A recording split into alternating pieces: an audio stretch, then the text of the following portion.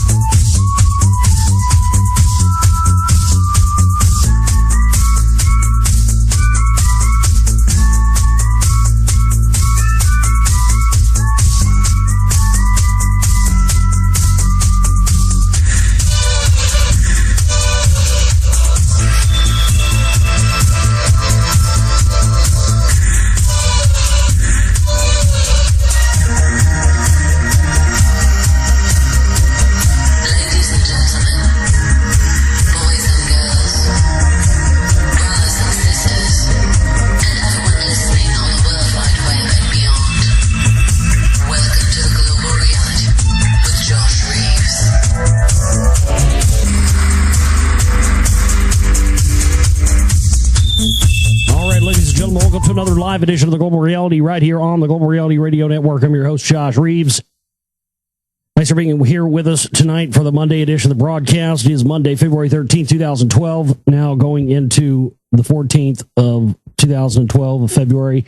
Thanks for being with us here tonight, and we're going to be getting into a whole bunch of news, as we always do on Mondays, because it's always generally pretty jam-packed on Mondays because a lot of stuff builds up through the weekend, and I'm always constantly gathering stuff on the weekends as well. So by the time we get to Monday's show, you've got quite a big build-up. So Mondays are always a lot of information, a lot of ground for us to cover during the show, so we're going to be doing that here tonight, as we always do. Thanks for being with us. TheGlobalReality.com is my website. That's TheGlobalReality.com, and that's where you can go and find all things to do with what I do here, everything from the stream, which you're currently listening to now. And if you're not listening to the stream now, maybe you're listening later on an archive or a YouTube video or something like that, then make sure you go and always check out my website, theglobalreality.com. And there you can also even just go to Google and type in Josh Reeves, and the first thing that comes up will be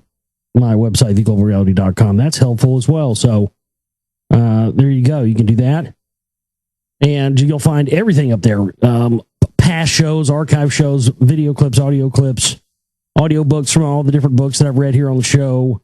They're up there for you for free. All my documentary films are up there as well for free.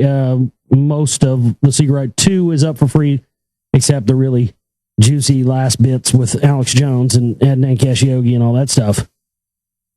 And you can buy a DVD and a Blu-ray there at the website as well under Buy SR2. And you can also find the chip and bear and the donate button there to support our work. Since we don't have commercials, no outside funding here, we rely on our listeners and supporters to stay alive. And so it's been pretty rough going lately, as of late, to be honest with you. Support's been real minimum. And we've been kind of in a bad spot. But luckily, we've had a couple of people donate small amounts over the past couple of days, and it's helped us get through the past couple of days. And so we thank you so much for that. And appreciate helping us get through. Maybe there's others out there that'll help us make it a few more days and weeks and months. We'll see. We've got the stream bill coming up due this week as well, so we're going to need some help out there. But theglobalreality.com is my website. That's where you can do that, and the donate button's there as well if you want to make a donation towards larger amounts. If you want to come in as a sponsor or someone to give us a grant for these films, and listen. I mean, a lot of people got their name as associate producers and stuff like that in the newest film, Zero Volume 2, because they donated, substantial amounts. And to me, substantial amounts like, 500 or more. And those people got their names as associate producers in the film. And so somebody had asked me, had said, sorry to hear the Rock Wall film is off. Well, look, here's the thing. Here's the funny thing, a weird way about how I work. Nothing's ever really off if I put my mind to it. I've been researching this topic of the rock wall for like 6 or 7 years now, and it's not anything that's ever going to be off. I mean, I'm still doing the work and still put in the hours and all night hours of researching for this film, regardless of whether or not I have the money to do it or not. I mean, that's just how I work. And, hopefully through the power of manifestation and positive thinking and just sheer hard work at being dedicated to something, this thing will manifest itself into reality. The thing about it is that I have, or had, however you want to look at it, but I have this, specific plan for this film, and we didn't reach the immediate budget constraints necessary to launch a film. But that doesn't mean it's off. You know what I mean? It just means I don't have the money to make the film. I don't have a budget to go out and shoot the film itself, which is all I'm lacking. I mean, I'm not going to have to buy news footage and, spend tons of money doing that this time. And I'm not going to have to buy, with the exception of maybe a few small things, not any. I mean, we've got a decent camera, got a decent computer for video editing and all that stuff. So all that stuff's there. I'm not going to buy anything. Not going to have to buy anything for soundtrack stuff, because whatever soundtrack stuff this has is going to be minimal, if that, and probably only small places, not like the other films, because it's going to be a different type of film. It's going to be like a film, documentary film, all like footage and stuff. Me out in the field, but like I said, that thing requires a budget. But most of my films, past couple cost $10,000, $20,000 for the last one. And then we make back $600 or $700 or $800 back, or if we're lucky. But for this one, this one's only going to. My films don't cost a lot of money to make, but it's a lot of money to me. And so I've been doing some research and trying to see how to get some funding on some of this stuff.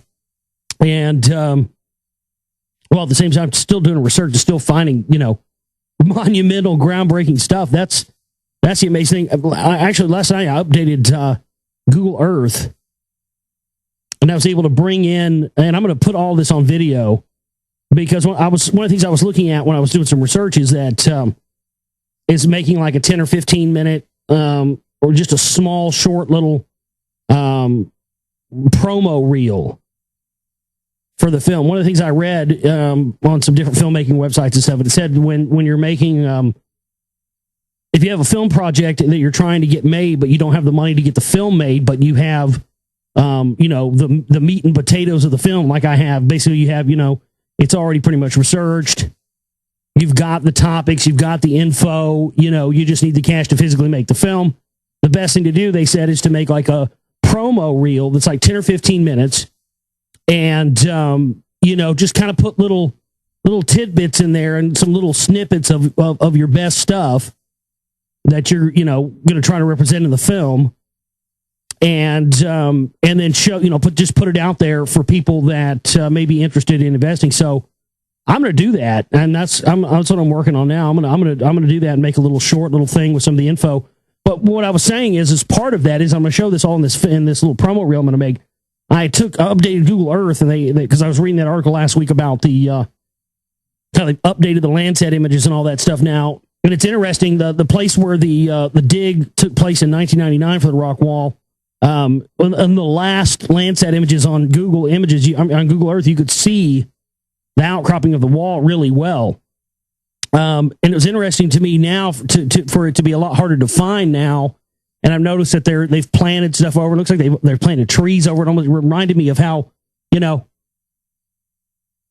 in China there's these massive pyramids that the Chinese government won't allow anybody to excavate or do any kind of archaeological stuff or at all. Nothing. As if they're massively trying to cover something up, and they've planted trees all over it.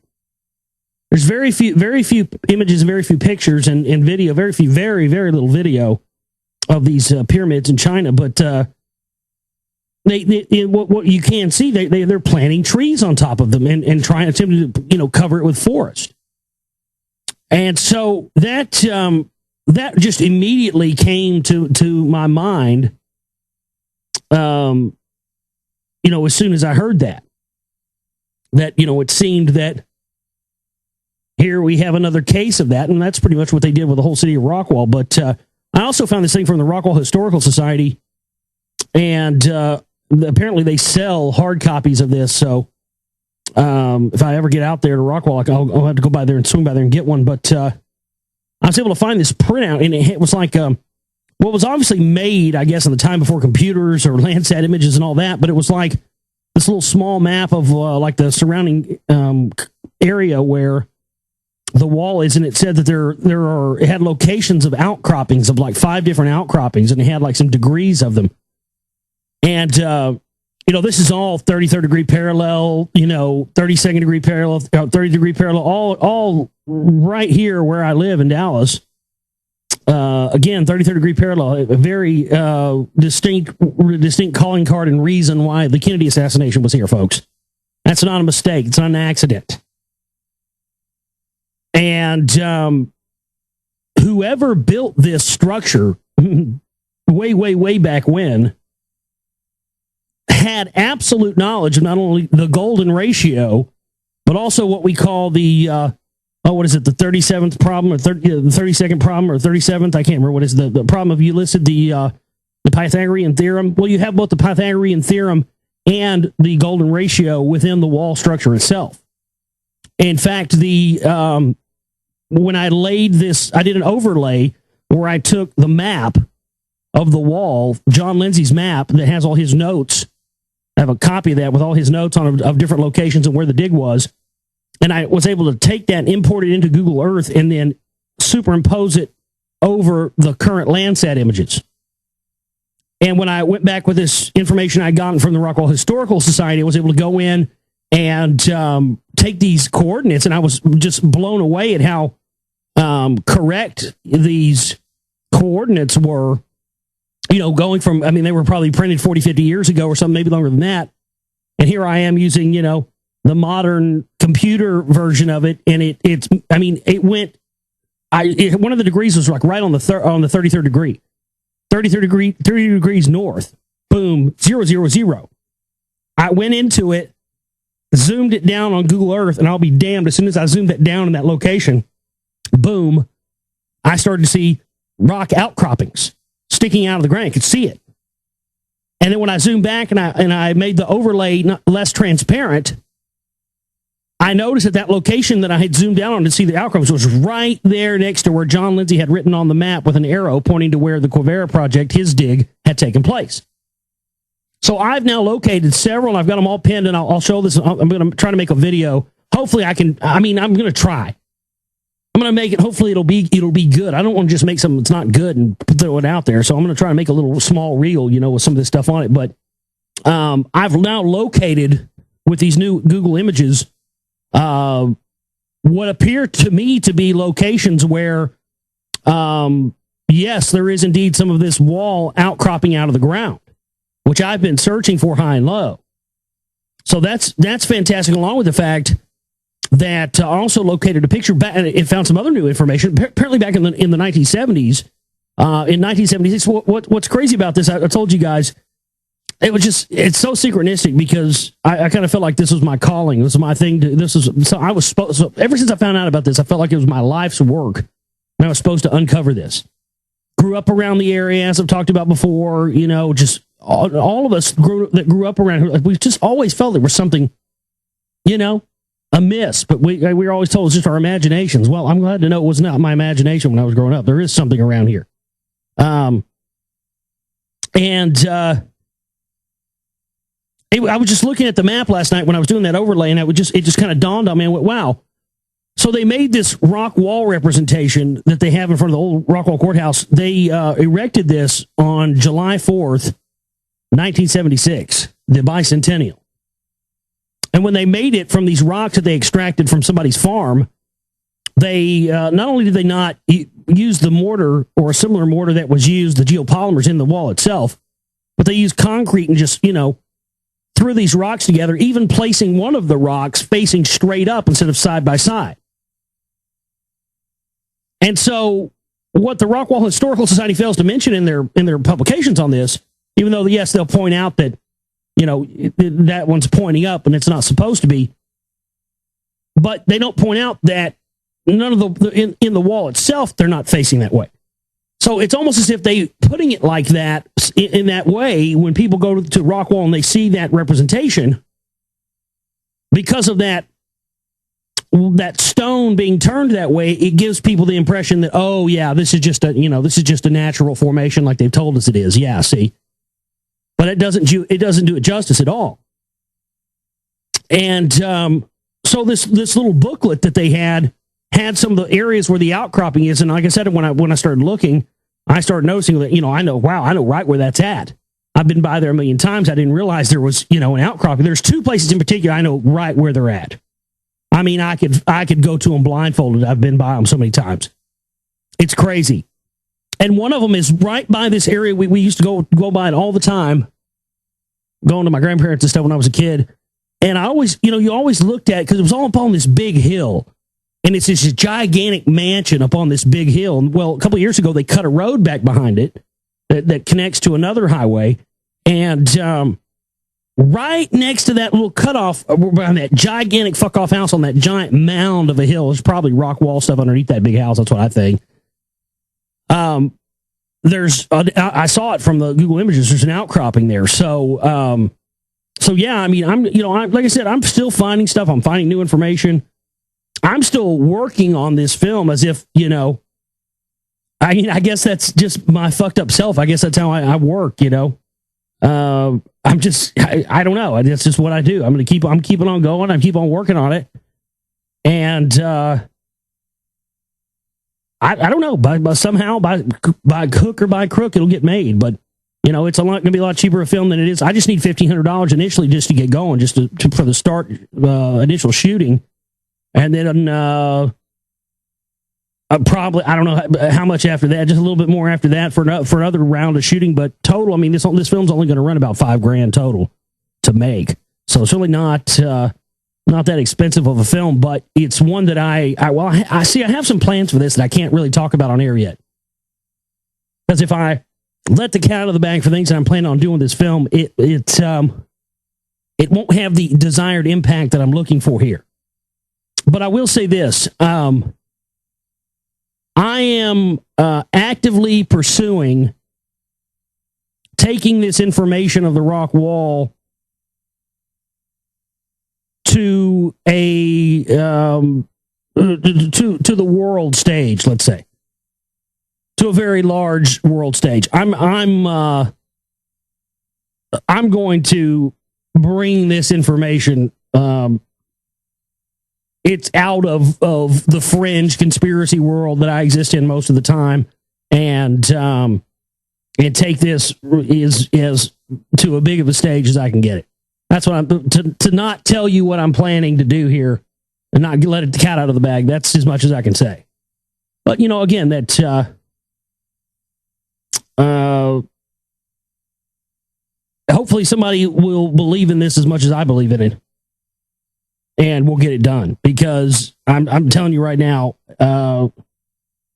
yeah, I got plans to take this to a big stage. Let's just say that, and it needs it because it's a game changer. The other thing that I found was this picture back in the 1970s, around that time when they had done that. I didn't get to finish my story. I'm sorry, I got sidetracked. It just blew my mind that they erected that thing outside the courthouse, July 4th, 1976, and. Just a few miles away in Garland, Texas, which is just down Highway 66. If you look at it on the map, it's a direct line. Somewhere just a few miles away in Garland, Texas, from there, at that same exact time when they were erecting that rock wall, a guy was driving around with his new bride trying to induce labor so their kid could be born on July 4th, be a bicentennial baby hitting speed bumps and shit. That's what's wrong with me now. That's why I'm so fucked in the head. But it didn't happen because the child was a stubborn motherfucker. And then he was born 2 days later, just right down Highway 60 on 7676, just a hop, skip, and a jump from down Highway 66. That's me. I was born just, 2 days after they erected this thing, and spent most of my life in this, whole area here. And it's just, with all the stuff and the way the information has presented itself to me, and the way that people have come forward wanting to be involved in this, I just, I know it's what I'm supposed to do. So, I just, I don't know. I'm sorry I went on a tangent about that, but I got this email. It was just the way they worded it. And their email had a lot of stuff in it. So I don't really have time to read all of it on air, but, shame the Rockwall film is off would have been interesting. When that person said that to me, I was just like, well, what do you mean would have been interesting? No, it is fucking interesting. It hasn't stopped. You know what I mean? I don't know. That's how I work. I didn't have the money to make The Secret Right Volume 2 either, but I fucking worked my ass off and it got made with the help of our listeners and supporters out there who believe in the stuff that I believe in and what we're trying to do here and the message we're trying to send out to people. But,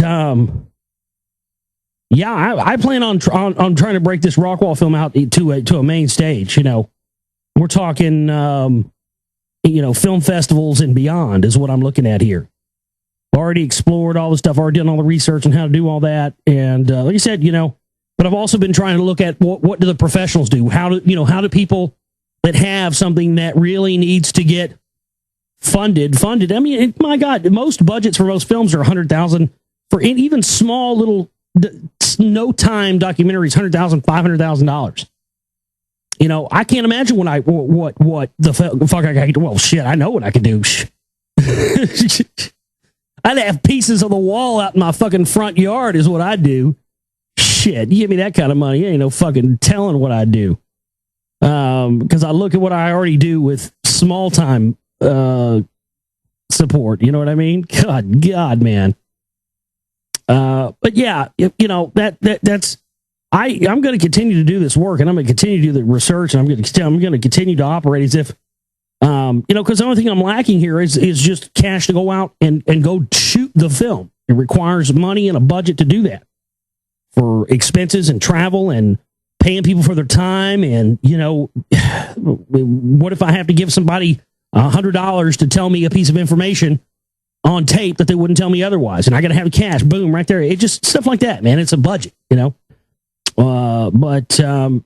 I mean, $1,500, that's all we need to even kick it off.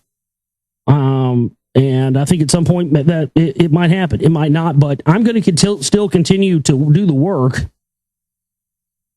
Regardless, and that's just how I work, man. That's how I do. That's what I did in the Secret Right for the Secret Right 2.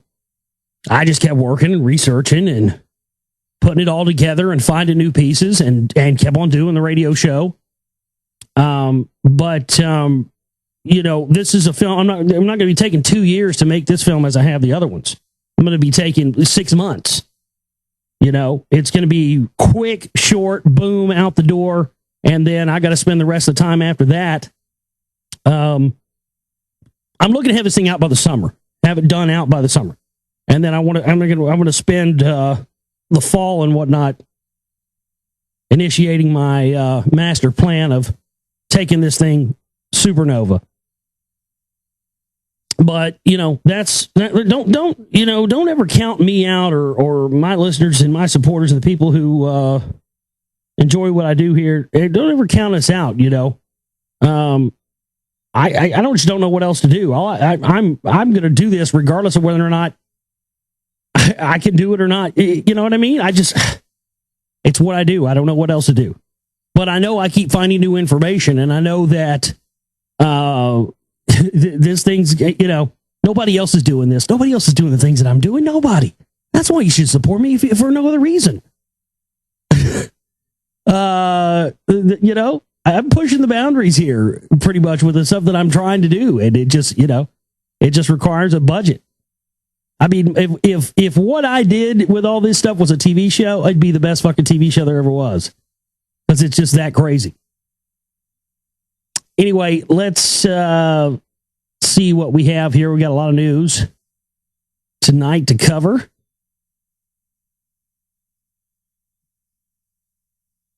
Have you guys hear about this? So apparently, we've had hits on Israeli nuclear scientists the same way that Iran had them. And it's funny, they said that this guy came by with a magnet bomb. And they're killing him the same way. Yeah, look, I can end this news story for you real quick. It's because it's the fucking Israeli Mossad that did both of them. Oh no, I won't believe that. Why would the Israeli Mossad kill their own Israeli nuclear scientists? I mean, why else? To blame it on the enemies. Another excuse to demonize Iran. But it literally says this in this article that guy came, used a magnum bomb. Dude, folks, that's straight up Israeli Mossad technology. Interpol's not going around using that kind of stuff. MI5 and MI6 are not going to go around using that stuff. It's the same thing with the whole underwear bomber bullshit. And I mean that explosive that they tried to crotch bomb with. By the way, that was, that was in the news today as well. The crotch bomber, they're giving him life in prison. They're having this big thing. Oh, it's unconstitutional to give him life in prison, blah, blah. He didn't actually blow anything up. Well, look, first off, that guy was a patsy. Plain and simple. He was Oswalded all the way to the bank. And I think for whatever reason, he was sold out by his own father for whatever reason. And I bet you $1 to donuts that our good friend and buddy and pal Adnan Khashoggi was involved in this as well, and it was involved with setting him up. How do I know that? Well, Adnan Khashoggi just happened to be good friends with none other than the father of the underwear bomb. You tell me that's just a coincidence? It's just a coincidence that every time something major happens, or it's some operation that they're going to use to further the agenda. It's always just a coincidence that Adnan Khashoggi just happens to have his toe connected to it somewhere. No, it shows a direct line that I paint in The Secret Right Volume 2 with Adnan Khashoggi and his connections to 9/11 and the funding the hijackers and Thomas Keane and all that stuff. Because there's 9/11 where he had major connections to. That was used to further the operation, and boom, they're furthering the agenda and the operation with the underwear bomber thing as well. And that piece of information I broke a couple of years ago, and Lee Rogers had written an article about it after I broke the story. But Heba Aref, who was, they made a big stink about it during the last election campaign when Obama was running for president last time, about this woman who was in full view at one of the campaign stops with a burqa on in front of the camera, and they said it was inappropriate and made her move. And then the media was told to jump all over it, and they did, and they made a big stink about it, which just seemed, I remember covering it on my show when that happened, and thinking that it just seemed weird. An operation, they were somehow, making a big deal because, Obama made her move. Well, coincidentally, she just happened to be, a couple of seats in front of the crotch bomber coming back from Amsterdam on the same flight when he allegedly attempted to blow the plane up. Oh, that's just a coincidence as well. And, it's unbelievable, folks. It's all lies and bullshit and obfuscation. And, I got to tell you, with the way that all this stuff is going, and I've kind of seen it going this way for a while and haven't really talked about it.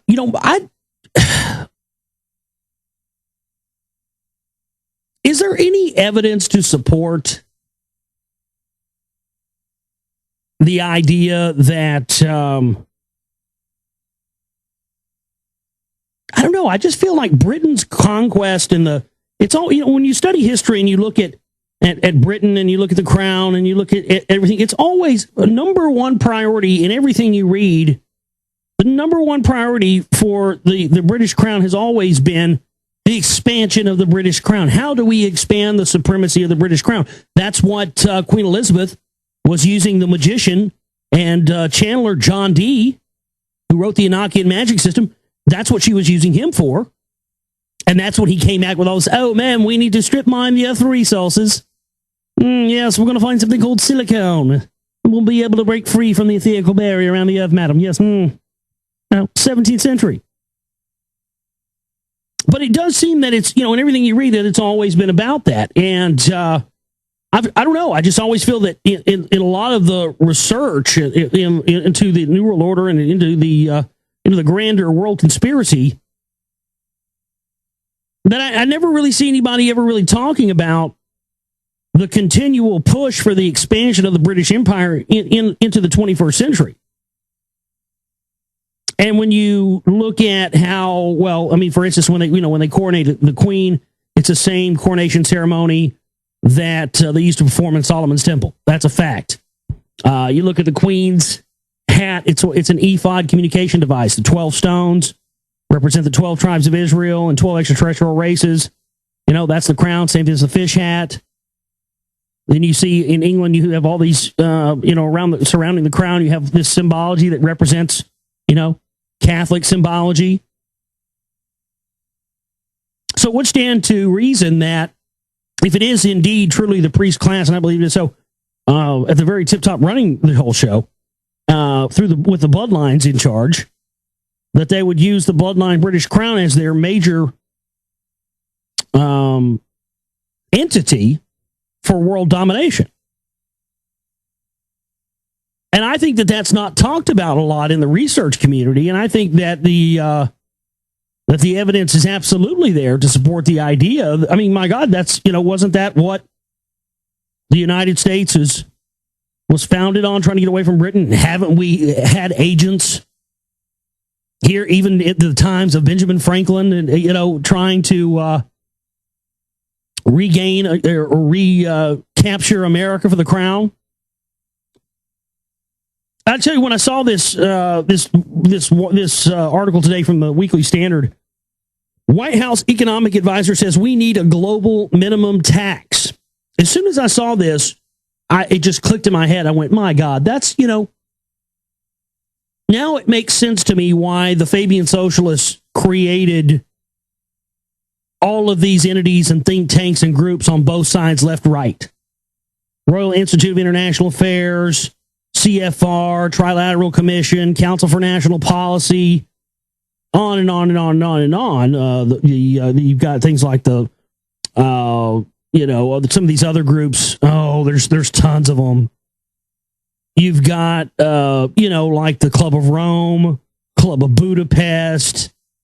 There's just, on and on and on. But when you go and actually do the research on these groups and their origins and who founded them, and where they originate, a lot of this stuff, it always goes back to the London School of Economics and the Fabian Socialist Society.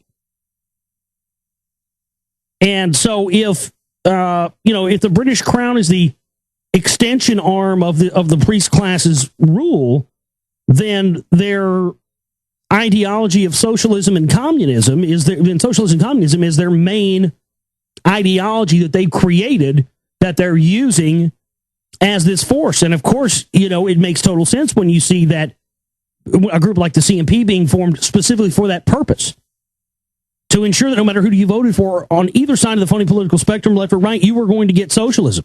And so as soon as I saw this, White House economic advisor, we need a global minimum tax, it just clicked in my head like a lightning bolt, man. I was just like, my God. That's why everybody's been going around for years calling everybody a communist, but it's really these Fabian socialists, these guys in wolves in sheep's clothing. My God, their logo tells you everything right there. The Fabian Society's logo is literally a wolf taking off sheep's clothing. Right there for all to see. And that's what this left-right bullshit, left's right, no, the right is right, blah, blah, blah. Okay, well, whose side you're on, has been a divide and conquer operation to get everybody picking a side, fighting over a side, which in the end always amounts to socialism and a win for the global power structure. And I see this White House economic advisor, we need a global minimum tax. I see, what's this guy's name? Gene Sperling? I see this person as, well, that's what it says in the video. I don't know if that's the person, but whoever this is absolutely an agent of the British royal crown and the continuation of that supremacy of the crown throughout the world. That's why, wasn't that why they came to America? They wanted to get away from the taxation. But what's happened?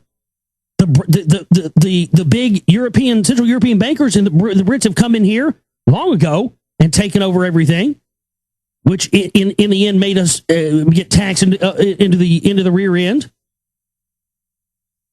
But now they're using their agents that are already implanted within the United States government to now call for a global minimum tax, a minimum global tax that everyone in the world will pay.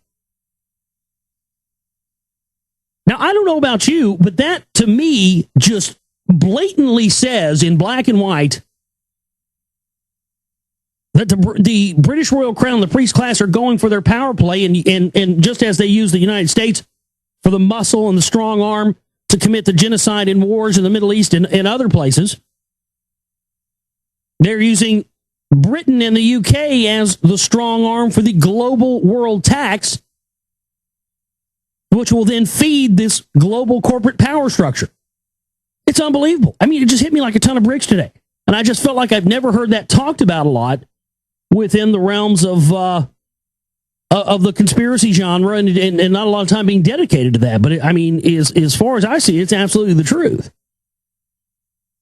He supports corporate tax reform that would reduce expenditures and loopholes, lower rates for people investing and creating jobs in the U.S., and do so further for manufacturing, and that we need to, as we have the Buffett rule and the individual tax reform, we need a global minimum tax so that people have the assurance that nobody's escaping doing their fair share as a part of a race to the bottom, or having our tax code actually subsidize it. That's socialism.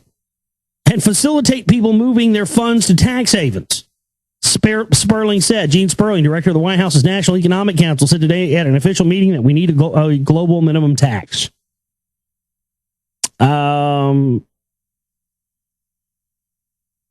It's just unbelievable.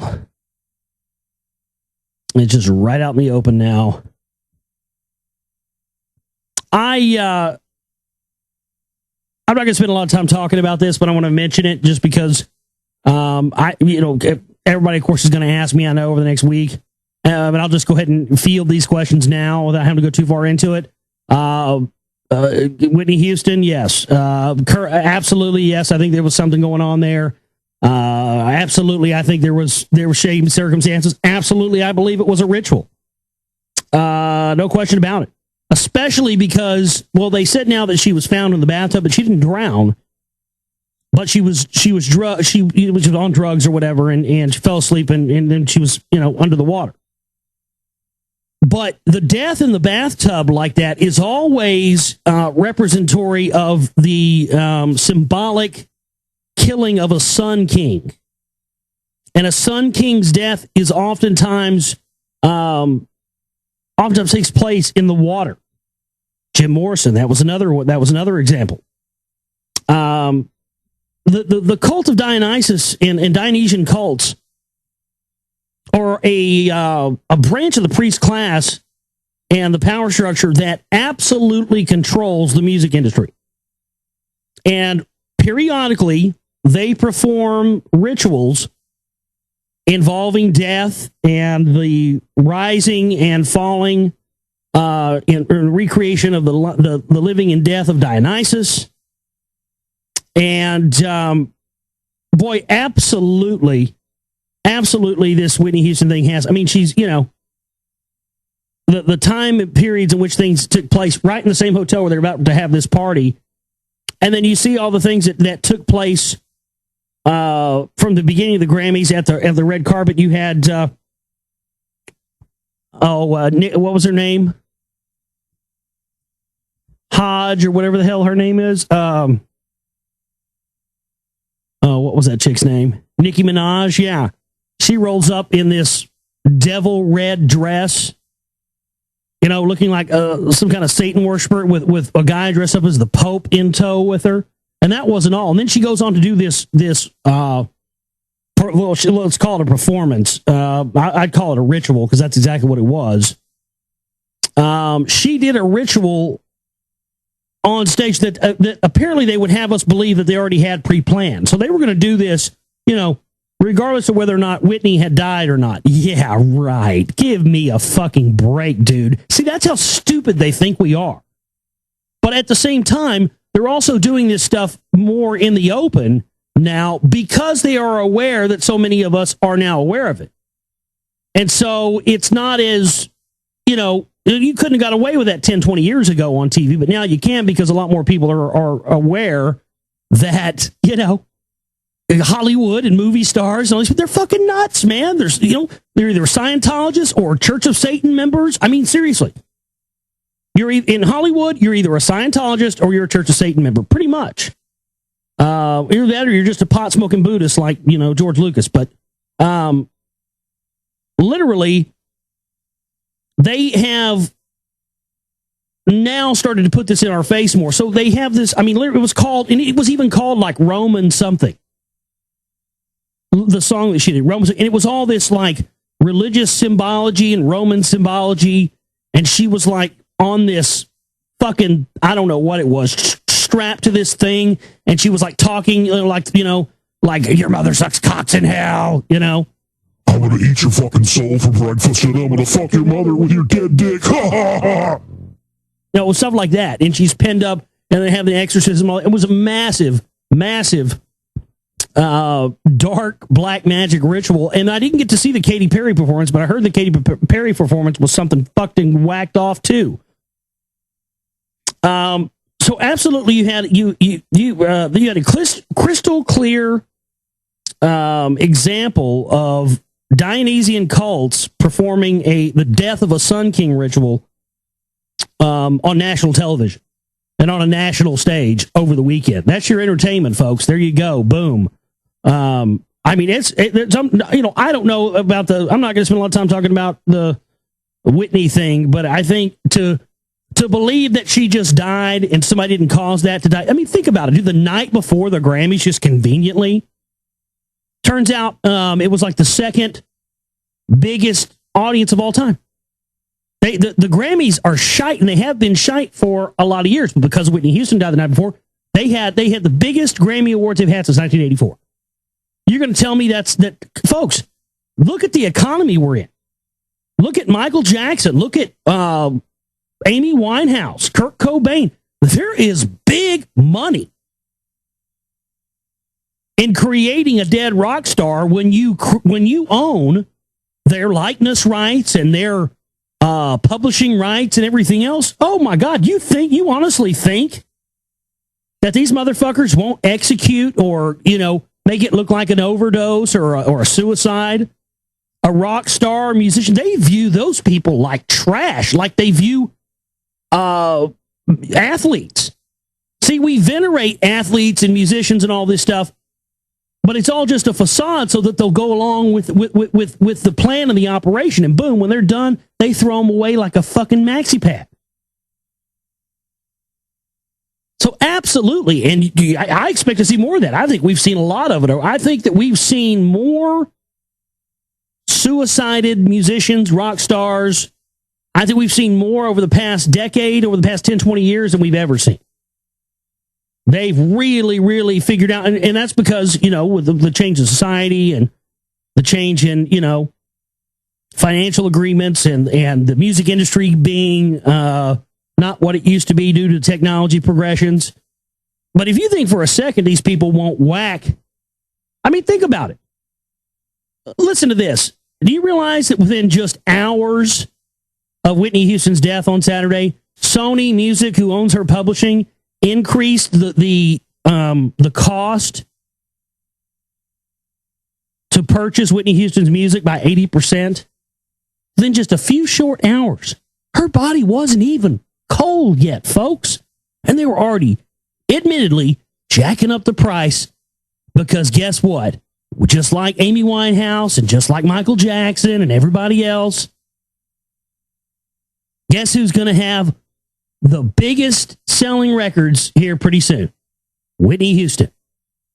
What's that going to do to bands who are out there and artists who are out there putting out music now, trying to make it on the charts? And then here comes a dead rock star and everybody's wanting to live in this nostalgia horseshit that's being supplanted and pre-planted and put upon them, using that trauma-based mind control to, bring back, oh, I used to love Whitney. I used to sing her songs when I was a kid. Oh.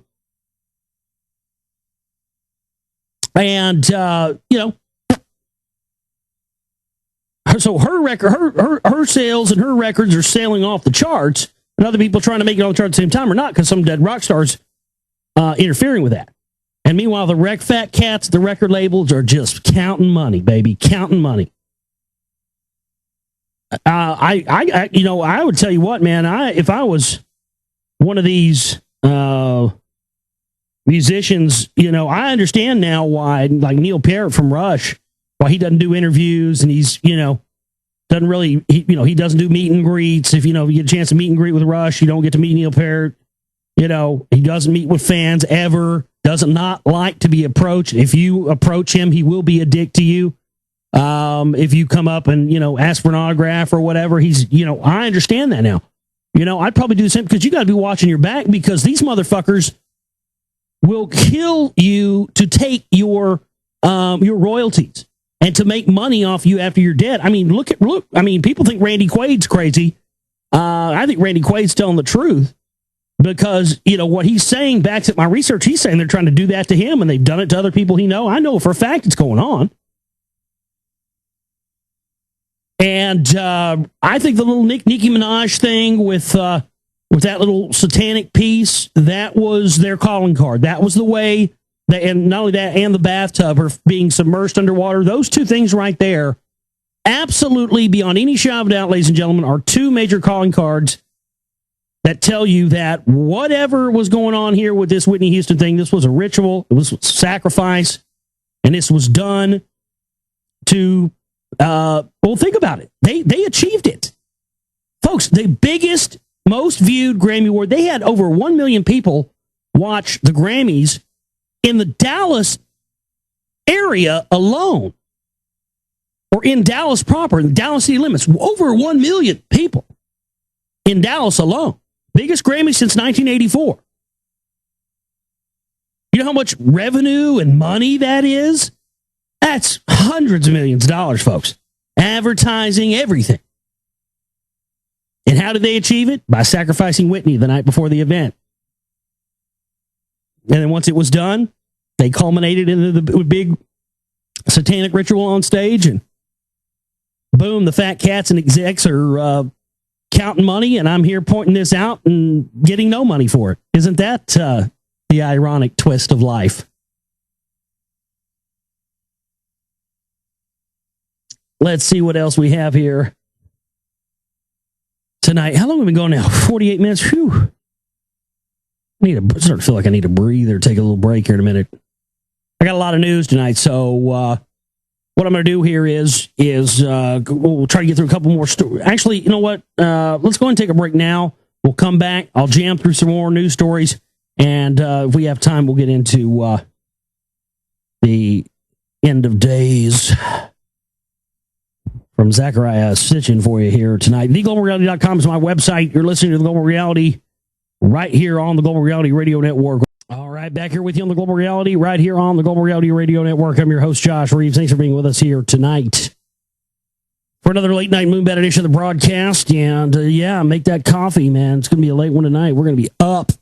We're going to be getting into some more news and information for you here tonight, as well as reading from Zachariah Sitchin's End of Days. Thanks so much for being with us here. TheGlobalReality.com is my website. That's www.theglobalreality.com. My email address is globalrealityshow@gmail.com. That's globalrealityshow@gmail.com. So you can send love mail, hate mail, naked booby pictures.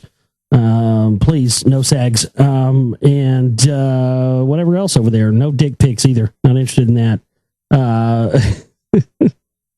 Vagina and boobies and butt is okay, but nothing else.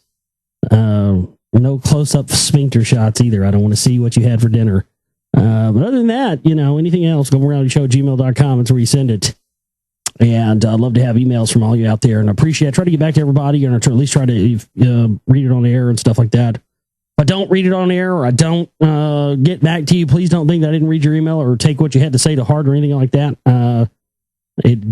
Just an acknowledge. If I don't acknowledge anything back, it doesn't mean I didn't get it sometimes. But sometimes it has happened where people sent stuff and they didn't get the email right, or sometimes just randomly goes in my spam folder. I have to check my spam folder pretty often. I get email from people sometimes it should not be spam, and it's in there. So globalrealityshow@gmail.com. And again, please support our work at globalreality.com with the chip and bang on the donate button there. Let's get back into the news tonight. People have been pointing this out in the chat room. Yes, I answer the question all those people asked me if I've seen this. Yeah, I have seen this, and I saw this several years ago, and I thought it was a video game. And since I used to be a pretty big video gamer, and I haven't really been a big video gamer since I really started doing this. So when I originally saw this, and I think I originally saw this, probably back when I first started doing radio, 2007 or 2008. And I thought it was a video game, and I just thought maybe it came out and I never heard about it, and it probably wasn't a very good game or something. But because the graphics of it made it look like a video game, but apparently it was a movie, and it's called Iron Sky with the Nazi UFOs and all that stuff. Yeah, I mean, that was going around me, passed around truther circles 3, 4, 5 years ago. But I guess now it's finally come out. A sci-fi black comedy about Nazis from the moon invading planet Earth is one of the hottest tickets at the Berlin Film Festival, which is better known for its gritty political fare. Iron Sky, a B-movie spoof drawing crowds at the 11-day event in the German capital, imagines that Hitler's surviving henchmen set up a lunar colony after the fall of the regime in 1945, biding their time to strike back. An opportunity comes in 2018 when a U.S. astronaut exploring the dark side of the moon comes face-to-face with a Nazi soldier clad in a black uniform and a breathing mask. Behind him, a secret military base shaped like a swastika looms into view, prompting giggles from the packed audience. The intergalactic farce. See, that's what bothers me about this. They're presenting it as this basically came from a stupid joke dreamed up after a trip to the sauna, says director who generated much of the financing of the film among fans online. See, they're trying to make it out as if it's just this is just some dumb thing. But, I think they were certainly building flying discs and UFOs. That's a fact. In fact, BMW has produced patent documents where, they show these crafts that the Nazis were building that were powered with actual BMW engines. So we know for a fact they were doing this. I don't know. I just think it's hilarious that they're framing this as, total farce, made up bullshit. And, is it really? That'd be perfect for their false flag alien invasion scenario thing, wouldn't it? Well, we got good news and bad news. Which one do you want first? Go ahead and give me the good news first. All right. Well, the good news is we're being invaded by aliens. Oh, really? That's good news. Yeah, that's the good news. What's the bad news? Well, the bad news is we're actually being invaded by Nazis. Great. Well, we whipped those fuckers once already. I think we're going to have to nuke the moon so we can do away with Nazi Al-Qaeda aliens on the moon. Go ahead and nuke it. We need that to live, because of the tide. Too late. Suck Satan's cock. So, yes, listeners, I did see that. Thank you. Top officer seeks more autonomy for elite special ops forces. The top U.S. Special Operations officer who oversaw the raid that killed Osama bin Laden. What a farce! You mean the scripted rolling out, thawing out of his body and staging it like a movie script? You mean that? Is seeking new authority to move his forces faster and outside of normal Pentagon deployment channels. Well, so they want more power to be able to basically make moves and operate and do things without having to call back to headquarters and ask permission to do it. That's. Do you really think with the track record of the United States military that's a smart move? I mean, really, even objectively. Come on. The newspaper said Admiral William McRaven, who leads the Special Operations Command, is pushing for a larger role in his elite units who have traditionally operated in the dark corners of U.S. foreign policy. Right, black ops. The plan would give him more autonomy to position his forces and their warfighting equipment where intelligence and global events indicate they're most needed. Right, which means, fuck the paperwork, fuck the red tape, fuck all the bullshit. If we want to go and kill somebody, we want to go and be able to kill them without having to go through any of laws that are set up to protect people. That's what that means. I don't even have to read any more of that to tell you what that means.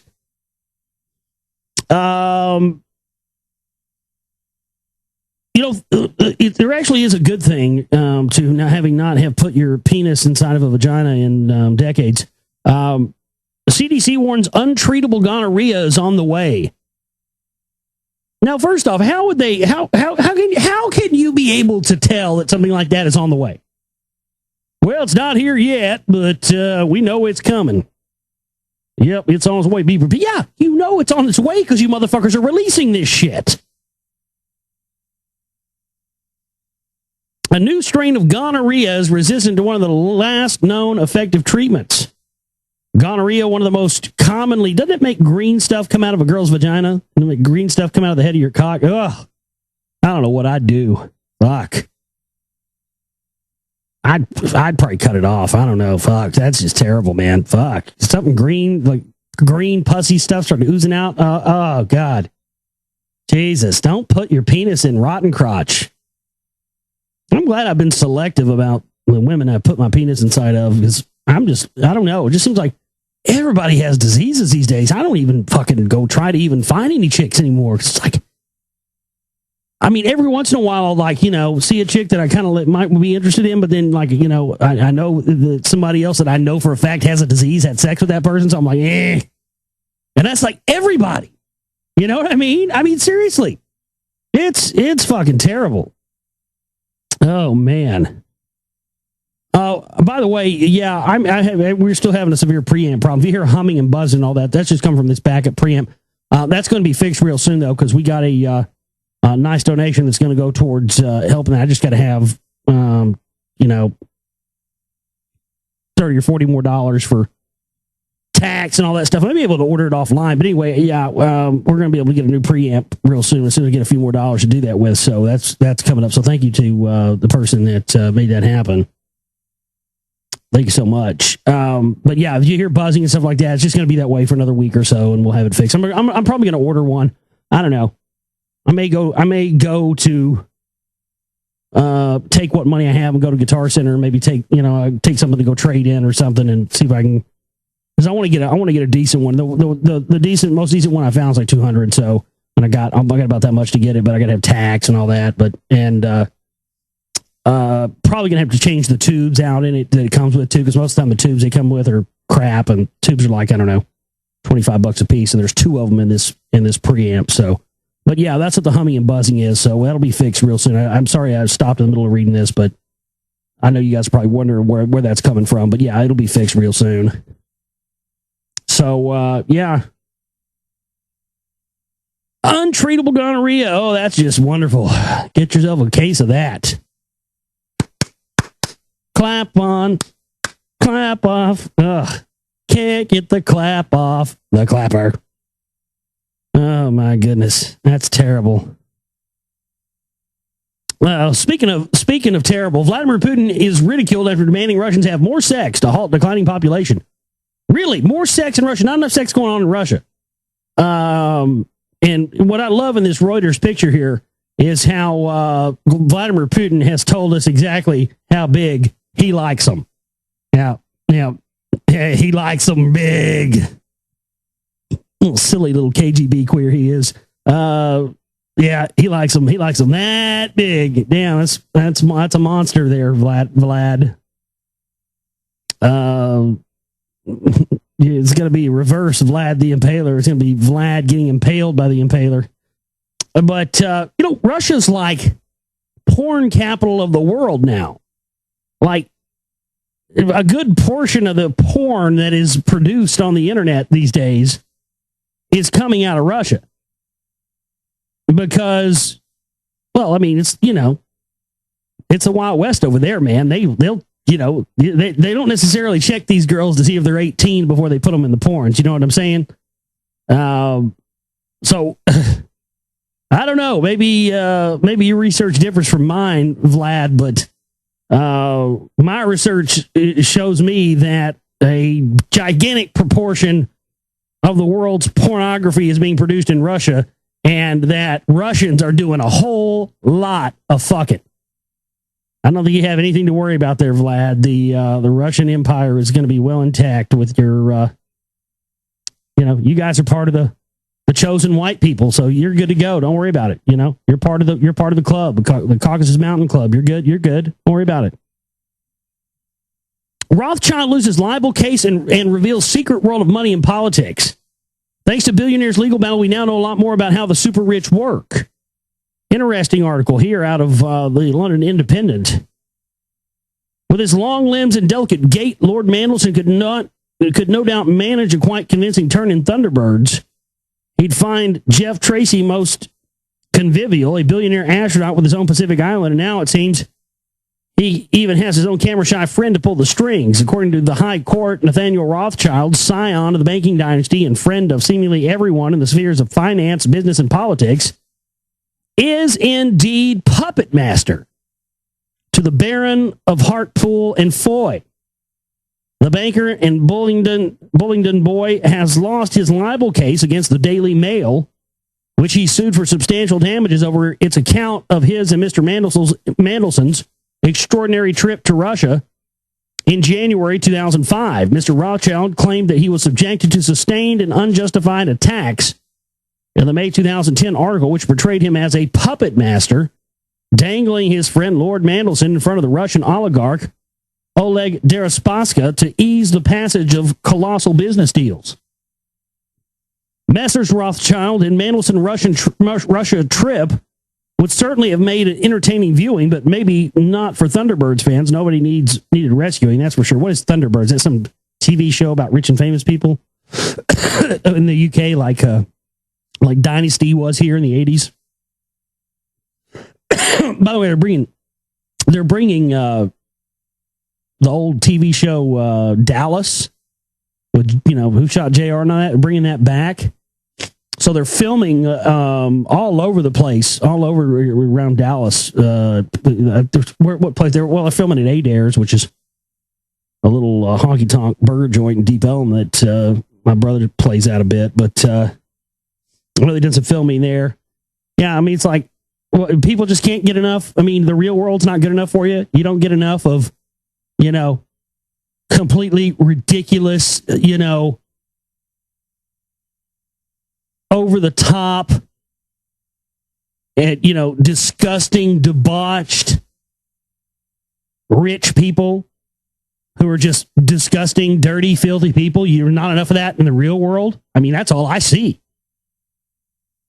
So we got to have TV shows that depict that. Man, I never understood that. You can see when you watch any of those shows, they're working on archetypes, and these archetypes exist in the real world. Why do we want to watch shows about these people? See, that's why they fund these things. That's why I've heard stories about people like Rothschilds and Rockefellers and these, some of these deeper names that a lot of times the public aren't aware of. That's why they love listening to shows like mine and stuff like that, because, you turn on the 6 o'clock news, they're not talking about Rockefeller and Rothschild and, any of the bloodline families or that. For the most part, they're not really talking about those people. But you can see their tentacles and everything that goes on every day in the news. But those people like hearing themselves talked about. Plain and simple, they're like anybody else. I mean, yes, they're different from us in a whole lot of ways, but in many ways, they're the same as us. They love to hear themselves talked about. The Rothschilds love to hear themselves talked about in the press. And, I mean, that's just the way it is. They're they love to do this kind of stuff, and not very many people know who they are. So, but anyway, this article goes on and on and on here. I'm not going to read all of it because it's too long, but I'll drop it in the chat room. It's a very good read. Hopefully we can get it on the website, and you guys can read all that for yourself. Yeah, it's a very good article. Definitely worth reading. I just don't have time to read it all here on the show tonight. It would take up too much time. Samuel L. Jackson says, I voted for Obama because he's black. No other reason. You know what? I've had my eye on Samuel L. Jackson for a while. He's some kind of operative and has been for a long, long time. I saw an interview with him a few years ago, like inside the actor's studio or something, and he was talking about, I found this very odd. Samuel L. Jackson was actually an informant for the FBI for inside of Black Panther organizations. He admits all this. Who was essentially like setting up Black Panthers with guns and stuff like this to make them look violent on behalf of the FBI, and he admits doing that. And he admits that he was a pallbearer and was there at the funeral for Martin Luther King when he was very young, but never explains, well, how the hell did he get there? What circumstances occurred in his life to get him there? And, I just think it's fitting that the guy who has made his career and his living off saying the word nigger is now, just, and listen to this. He says, quote, this is Samuel Jackson explains in an interview in Ebony magazine. I voted for Barack. Let me do it in his voice. I got to get the Samuel Jackson voice going. I voted for Barack Obama because he was black.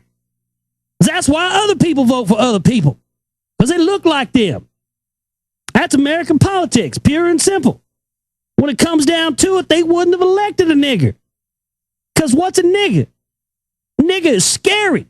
Obama ain't scary at all. Niggas don't have beers at the White House. Niggas don't let some white dude, while you in the middle of a speech, call him a damn liar. A nigga would have stopped the meeting right there and said, who the fuck said that? I hope Obama gets scary in the next 4 years, because he ain't got to worry about getting reelected. Yes, they deserve to die, and I hope they burn in hell. What does Marcellus Wallace look like? Does he look like a bitch? Oh, man. But so this is a guy who made a career off of saying the N-word, and then simultaneously was trying to pin the Black Panthers as violent by putting guns on them on behalf of the feds. And now he comes out saying, I only voted for him because he's black. No other reason.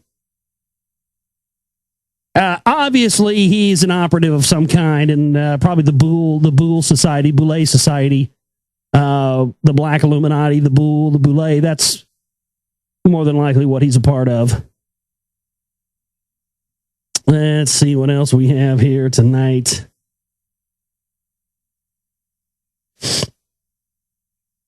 Mystery disease kills thousands in Central America. Jesus Ignacio Flores started working when he was 16, laboring long hours on construction sites and in the fields of the country's biggest sugar plantation. 3 years ago, his kidneys started to fail and flooded his body with toxins. He became too weak to work, racked by cramps, headaches, and vomiting. Yeah, you know why? Because most of these people down in Central America are working outside in the fields. And when you look at all the chemtrail sprayers that are coming over, it's making a gigantic section of the population of people who work outside sick. I mean, it's eugenics. It's population culling. On January 19th, he died on the porch of his house. He was 51. His withered body was dressed by his weeping wife, embraced a final time, and carried in the bed of a pickup truck down to a grave on the edge of Chicagalpa, a town in Nicaragua's sugary growing heartland, where studies have found more than 1 in 4 men are showing symptoms of chronic kidney disease. A mysterious epidemic is devastating the Pacific coast of Central America, killing more than 24,000 people in El Salvador and Nicaragua since 2000, and striking thousands of others with chronic kidney disease at rates unseen virtually anywhere else in the world. Scientists say they have received reports of the phenomenon as far north as southern Mexico and as far south as Panama. And again, Wilfredo Hernandez has harvested corn, sesame, and rice for more than 30 years in the Bajo Lampa region of El Salvador. He was hit by the chronic disease when he was 38. 10 years later, he depends on dialysis treatments. All these people that are talking about here, they're all outside workers. That's...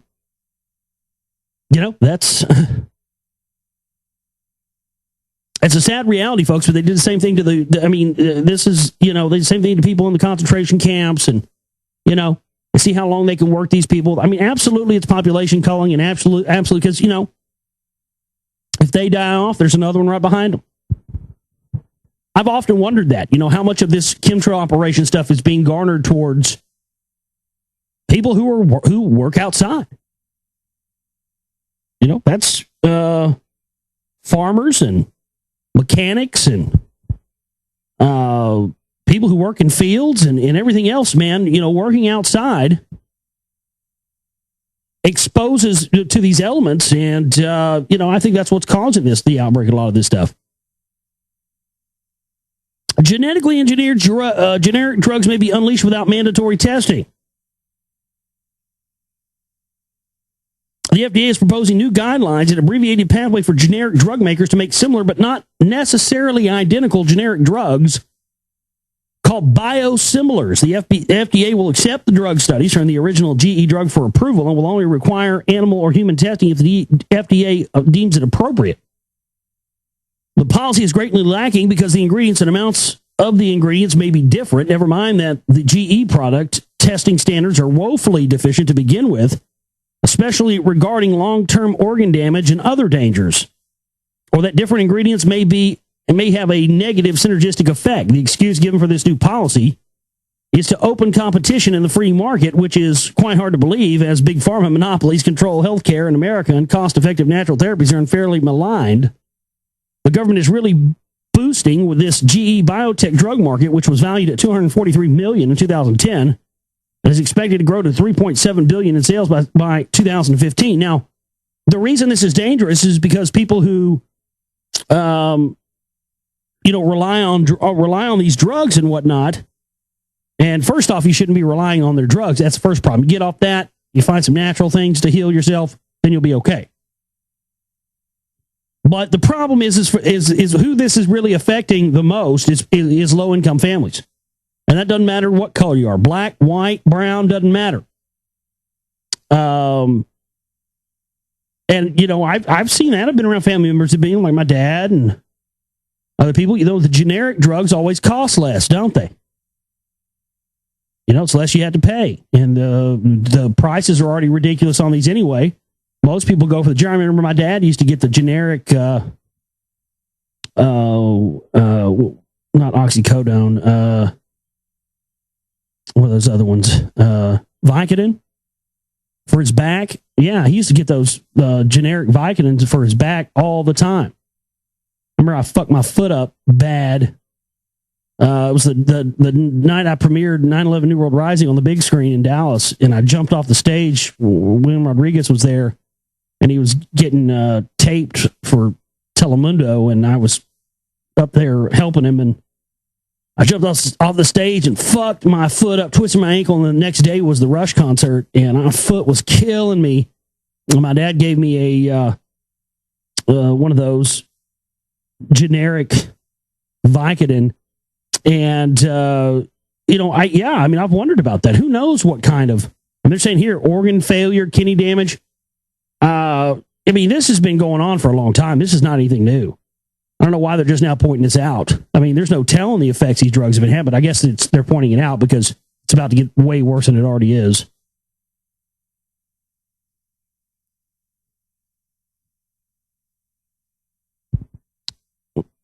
Let's see what else. From ABC News, the Obama campaign is today beginning a new effort to enlist and educate at least 2 million supporters for a grassroots communications team they're calling the Truth Team. Oh, this is the return of the brown shirts, isn't it? The goal is to ensure that when Republicans attack President Obama's record, grassroots supporters can take ownership of the campaign and share the facts with the undecided voters in their lives. So he's now created a public damage control truth team. So I guess that alternative theories or what have you, or, alternative information, non-mainstream information about Barack Obama has become such a threat to him that he's had to re-enlist the brown shirts for a second round. He enlisted them last time for the last campaign. So yes, the return of the brown shirts, folks. Here we go. Real life science closes in on Star Trek. A sign to show that they can hack into the blind at people's visual cortex and let them see. So the Geordie LaForge eyepiece is on its way. Get Stevie Wonder on the phone. In Star Trek The Next Generation, they're congenially blind engineer Geordie LaForge is able to see things to a visor worn across his eyes. Now, thanks to an Israeli team, of course, it's always this stuff comes out of Israel. Why is it that Israel's getting all the funding for the big high-tech devices and everything's coming out of there? You don't think they'd have anything to do with what we've been reading about from the Sitch and stuff about, the landing pad being there, the technology center or whatever it was being there? And it just seems to be where all the next, the newest stuff, it always comes from some lab in Israel. And then, a Japanese team develops it or, manufactured or what have you. And then, it's seen as a Chinese technology or Japanese technology or whatever have you. But it always seems to come out of these development labs in Israel. The sense resubstitution device invented over 20 years ago by Dutch researcher Dr. Peter Meller uses an algorithm to translate the position and appearance of an object into distinct tones. So, yeah, that's all stuff's all here now, isn't it? This is great. We've got a lot of listeners now, a lot of supporters and listeners. We get a lot of emails, bunches from people in Australia. And I think Aussies are just fucking rad people. But I got to tell you, man, whoever the guy who was that did this, he got fined for it, but man, $1,000, yeah, that was worth it. Some guy in Australia gave a Queen Elizabeth, so this dude straight up gave that bitch the pressed ham. I mean, just straight up, dude. Just gave her the fucking pressed fruit bowl. I mean, full blown, rolled up, cock and balls and ass, and just mooned that bitch. Oh man, this guy ought to be given a fucking medal. If you can get close enough to the Queen to enable, what else would you do? If you're able to get that close to the Queen of England, what would you do? I know what I'd do. I'd fucking drop trowel and give her the fucking pressed fruit bowl right there. I mean, just straight up. It'd be better if it was in a vehicle and you're going by, so you give her the pressed fruit bowl, not just the pressed ham. You get the whole fruit bowl in there so you can get the twigs and berries into the pressed fruit bowl, But my God, I mean, what else would you do? There's really nothing else you could do. You couldn't try to harm her or something because, they'd be all over you and kill you in 2 seconds. So you couldn't do anything stupid like that. But, you could make her look at your ass and balls. That'd be in your asshole. That'd be great. A Sydney man has been fined 750 Australian dollars, 800 US, for mooning Queen Elizabeth II and her husband, Prince Philip, during a royal visit to Australia. I love it. Yeah, moon them. They ought to be mooned everywhere they fucking go. You know what I mean? They think they're so much fucking better than everybody. Oh, we're royalty, love, yes. Yeah, well, you're not too royal to look at my ass and my cock and balls. Ha ha ha ha. Yeah. Barham Liam Lloyd Warner was sentenced Tuesday in a Brisbane court on a charge of creating a public nuisance. I mean, that was a public service, if you ask me. For baring his buttocks to the 85-year-old British. I would have given anything to see the look on that old fucking reptile bitch's face. Jesus, God almighty. Whew. I bet she just, oh man, look at the wart on my ass, bitch. Look at it. It's hairy. Oh man, that's pure gold right there. This guy, sir, you are a hero and I salute you. Barham Liam Lloyd Warner, you are the man. Anytime you can give these motherfuckers, I mean, if you can't do anything, you know what I mean? If you can't find them and you can't beat them, then my God, at least you can give them a pressed ham, Pressed ham goes a long way in the fight against the New World Order. Yes, it does.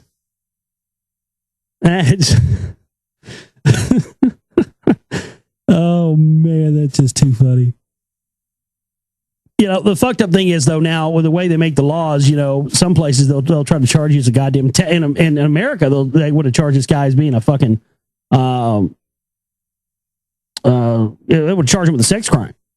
Well, not even kidding you. They would slap him with a sex crime, and he probably would have had to go on around to his neighborhood and tell everybody he was a pederast.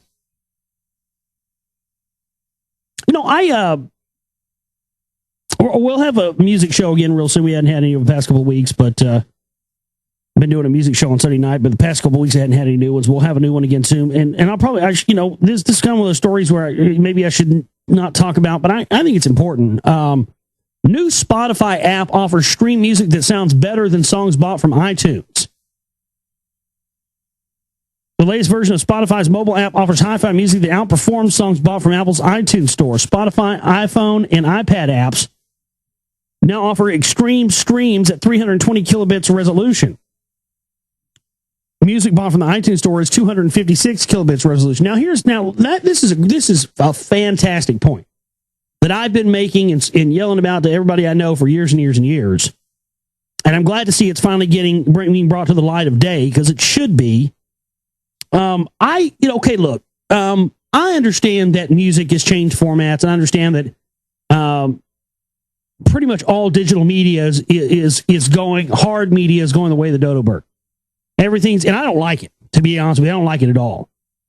But that's the way it's going, and so everything's going digital, movies, music.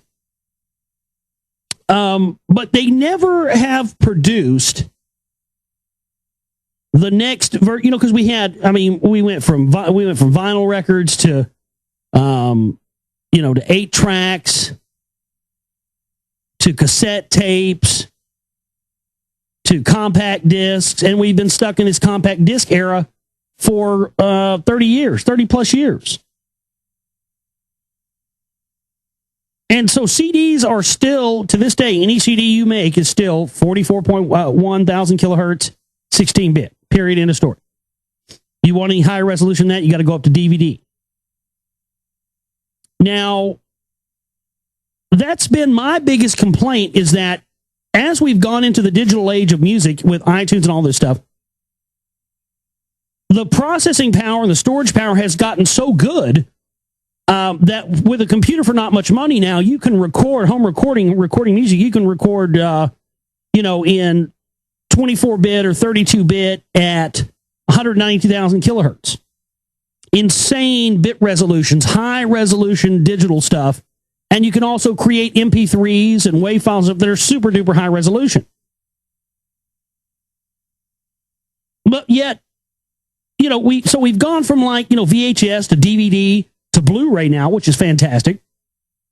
But we went from vinyl to cassettes to CDs, a little mini disc thrown in there for a little while, didn't catch on, to MP3s, and yet we're not seeing an increase in the fidelity and the sound quality that we should be. As the technology increases, the sound quality should increase.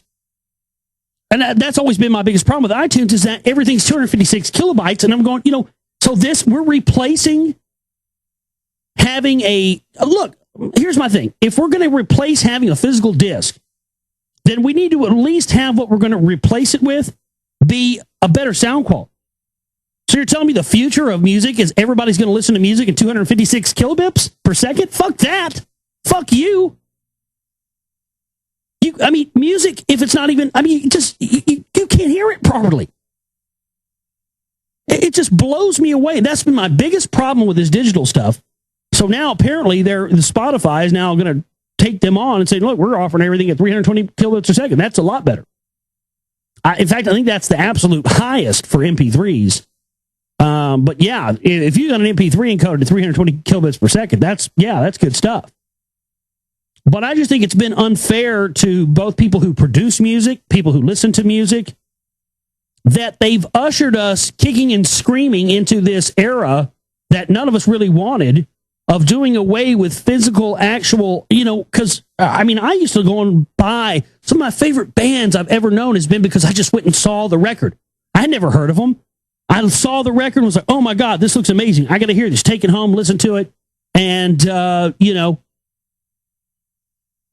it's fucking Black Sabbath, or whatever. And so if you're going to, do away with the format because it's supposedly, inferior, then you should be producing the replacement for that should be a higher quality of audio, not a lesser quality. I've just never understood that.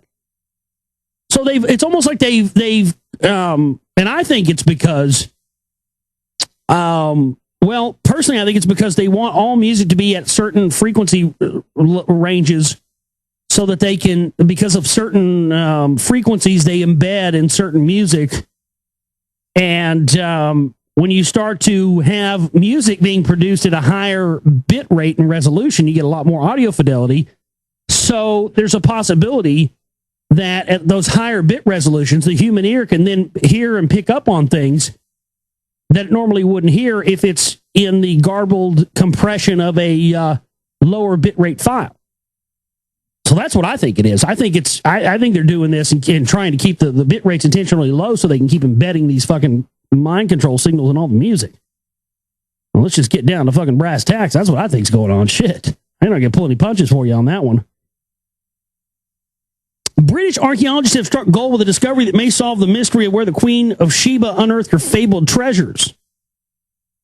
According to the Bible, the ruler of Sheba, which spanned modern-day Ethiopia and Yemen, traveled to King Solomon in Jerusalem, bringing 120 talents, 4.5 tons of gold. Now an ancient gold mine, together with the ruins of a temple, has been found on the high Geralto Plateau in northern Ethiopia, part of the Queen's former territory. The entrance lay concealed behind a 20-foot stone or slab carved with a sun and crescent moon, the calling card of the land of Sheba, according to excavation leader Louise Schofield. Miss Schofield told the Observer, "I crawled beneath the stone, wary of a 9-foot cobra I was warned lives here, and came face to face with an inscription in Sabaean, the language of the Queen that the Queen of Sheba would have spoken. Nearby, she found parts of columns and finely carved stone channels from a buried temple believed to be dedicated to a moon deity. Excavations also revealed the site of a battlefield nearby where Mrs. Schofield discovered ancient bones. Local people still panned for gold in the nearby river, but they were unaware of the ancient mine complex beneath their feet. The shaft is buried beneath the surface on a hill circled by vultures. An ancient skull is embedded above the entrance, which bears Sabaean chiseling. Sheba was an 8th century BC civilization that lasted a millennia and prospering to trade in incense spices with Jerusalem and the Roman Empire. But allegedly, her temple in Yemen is supposedly where the Ark of the Covenant is. So this shows us that they're, as I have been telling you for several years now, they are definitely going for these ancient antiquities and definitely making a play to try and find the Ark of the Covenant. I think they're trying to open up a wormhole or shut one down, or who knows, bring something through, go through it. Who knows what these guys are going to do. Massive sunspot that has doubled in size in recent days could send solar storms careering towards Earth. Well, that means it will have probably unusually warm temperatures over the next couple of days, in about 2 or 3 days from now. A massive double-barreled sunspot that has doubled in size in the past 2 days could now send a series of solar flares towards Earth. Though the severity of the disruption is yet unknown, some scientists are predicting the spot could send off medium-scale solar flares. These could result in radio blackouts and disruptions in Earth's polar regions. According to spaceweather.com, the sunspot in active region 1416 could send out a beta-gamma magnetic energy in what is known as an M-class flare. Though M-class flares aren't nearly as dangerous as X-class flares, which affect satellites and electrical grids, as well as lasting radiation storms, people could still notice minor inconveniences such as radio disturbances. You'll also notice, I might add, minor inconveniences such as extra heavy-duty chemtrails and extra heavy-duty abnormally warm weather, which will then go back to cold again as soon as the sunspots are gone, which will then make you sick and give you a head cold like I had over the past week. So fun stuff. Tell you what else is fun stuff. This right here. And I'll drop a picture of this. Look at this. Look at this chick right here. Talk about fun stuff. I bet that girl right there is fun stuff. I mean, you know, she's already preggers, so it's not like you're going to do any damage. I bet she is fun. Look at that. Look at the look on her face. She's sitting there in the cute little pink jacket next to the two donkeys there. I bet she is a lot of fun. Teenager starts braying like a donkey after pregnancy triggers bizarre form of Tourette syndrome. So this chick gets knocked up, and after she gets knocked up, it triggers some kind of Tourette's response in her, and she just starts braying like a donkey ever since she had penis put in her. It's like a donkey response to penis. I mean, I hope she got donkey punched by the dude that knocked her up, because, I mean, honestly, you know, obviously she needed that. You cannot make this kind of stuff up. But seriously, look at that picture, guys. Look at the chat. Look at that picture. She looks like she's a lot of fun. Get her in bed. She's going to bray like a donkey for you. But the look on her face, she looks like she wants to do more than that to the donkey. That's kind of scary. A pregnant teenager with Tourette syndrome was stunned when she started braying like a donkey days after conception. Cody Hagel, 18, began suffering with a debilitating condition when she was 14 years old. For years, she experienced between 10 and 20 leg twitches and had head jerks all day, but her tics were never verbal. But her family was shocked when Mrs. Hagel started to make donkey noises. More than 30 times a day after becoming pregnant 5 months ago, she revealed that she has also started to shout the word yes and ha ha ha ha, as well as experiencing the tics that she had before conceiving. And here's another image for her, just to let you know how much fun she really is. There you go. Yes, 2 pictures of her frolicking in the snow with the horses. That's somebody's probably going to be calling her up and seeing if she wants to be in the movies, and not the kind of movies that they show in the theater. You know what I'm saying? That's just bizarre, though. Bizarre stuff. You know what? This is a fantastic story, and it's another one of those that every single one of you out there should read. But it's just so long, I'm not going to read it here on the air tonight because it would just take the whole show. But it's a fantastic, really well written article, and you should read the whole thing. I'll drop a link to it in the chat room in just a minute. Why doctors like me? It's written from a doctor. Why doctors like me would rather die than endure the pain of treatment for advanced cancer. Now, I mean, folks, what does that tell you? Even these goddamn drug-pushing pimp doctors who tell you that there's no other solution, there's nothing organic or nothing natural you can use. You have to take their chemo, you have to take their radiation, and all that stuff does is kill you. They are paid pushers of the medical industrial complex to milk your insurance dry for hundreds of thousands, if not millions of dollars, and then kill you along the way. Even the fucking doctors, ladies and gentlemen, won't take this fucking advanced cancer treatment stuff. They know it's death. Should I discover tomorrow that I have advanced life-threatening cancer, I won't go rushing to the doctors with a heavily invasive course of medical treatment. No, I will shut up my London surgery clinic, head to my home in Norfolk, stock up on gin and tonic, and have a jolly good time until I meet my end. Well, I hear you there, buddy.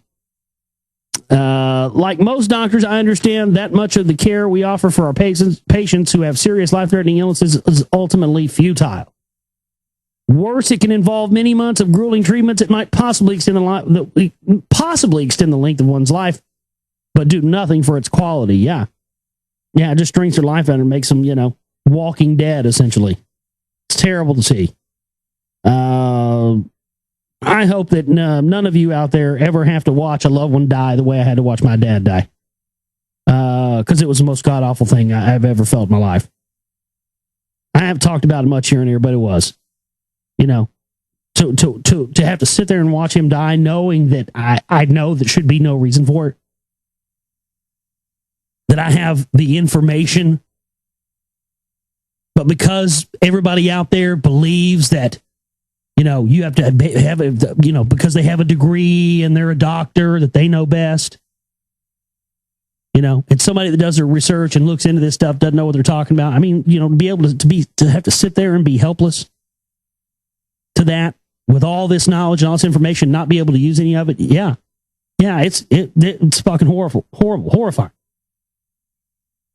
But this is a good article, and I think it definitely deserves a read. So I'll drop it in the chat room for you.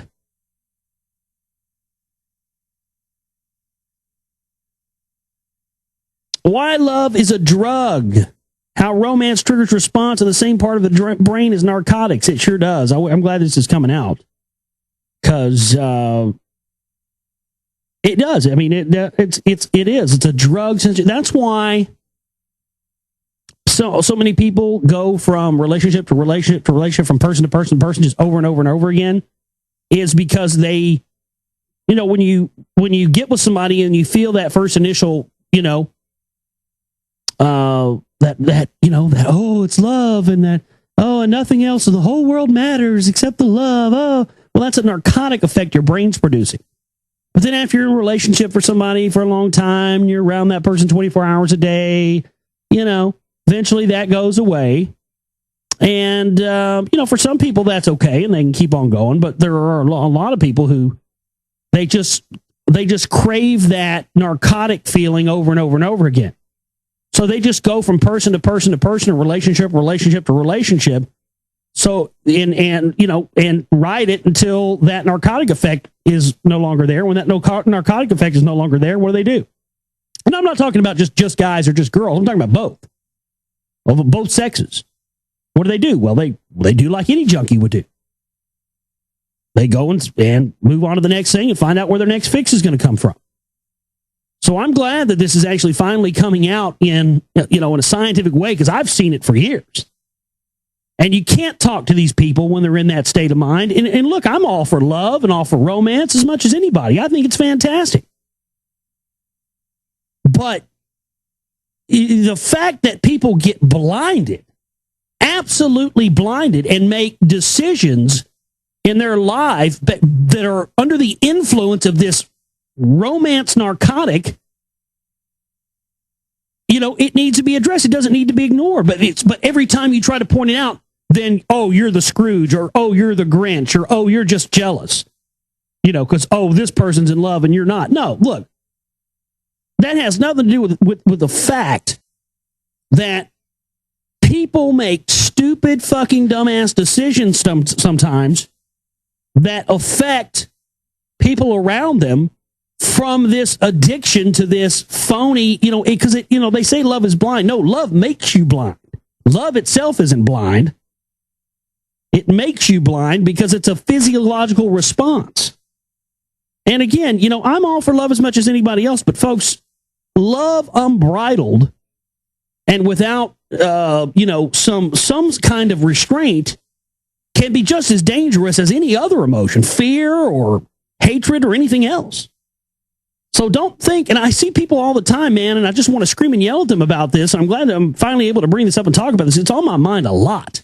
I just feel like I never have a chance to talk about this at any time, anywhere. It's never appropriate to bring it up. Well, goddamn it, I'm bringing it up now because of this article.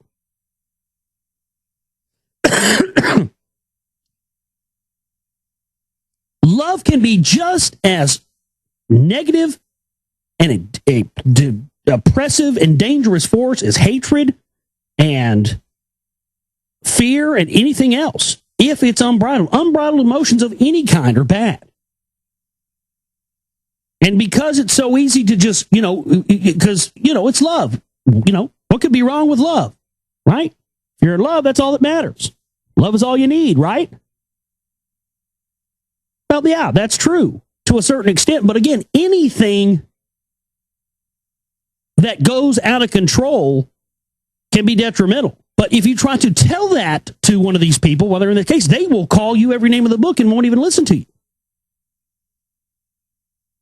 It is often said that love is a drug, but romance really does work in a similar way to addiction to illegal substances. It triggers a reaction in the same part of the brain. God damn it. I've been telling people this for years. This is another one of those pieces of evidence of things. I was telling people this 15, 20 years ago. I was telling people this. I was explaining this, and I had no evidence to back it up. There was no studies on it. And every person I ever said this to thought I was crazy, but it's an absolute fact. Love triggers the same chemical responses in your brain that marijuana or coke or alcohol or anything else does. The exact same. I've known that before there was evidence to support it. Those smitten will produce an emotional response to the part of the gray matter normally involved with motivation and reward. Our brains have been hardwired to choose a mate, and we become so motivated to win them over that we're sometimes willing to go to extreme lengths.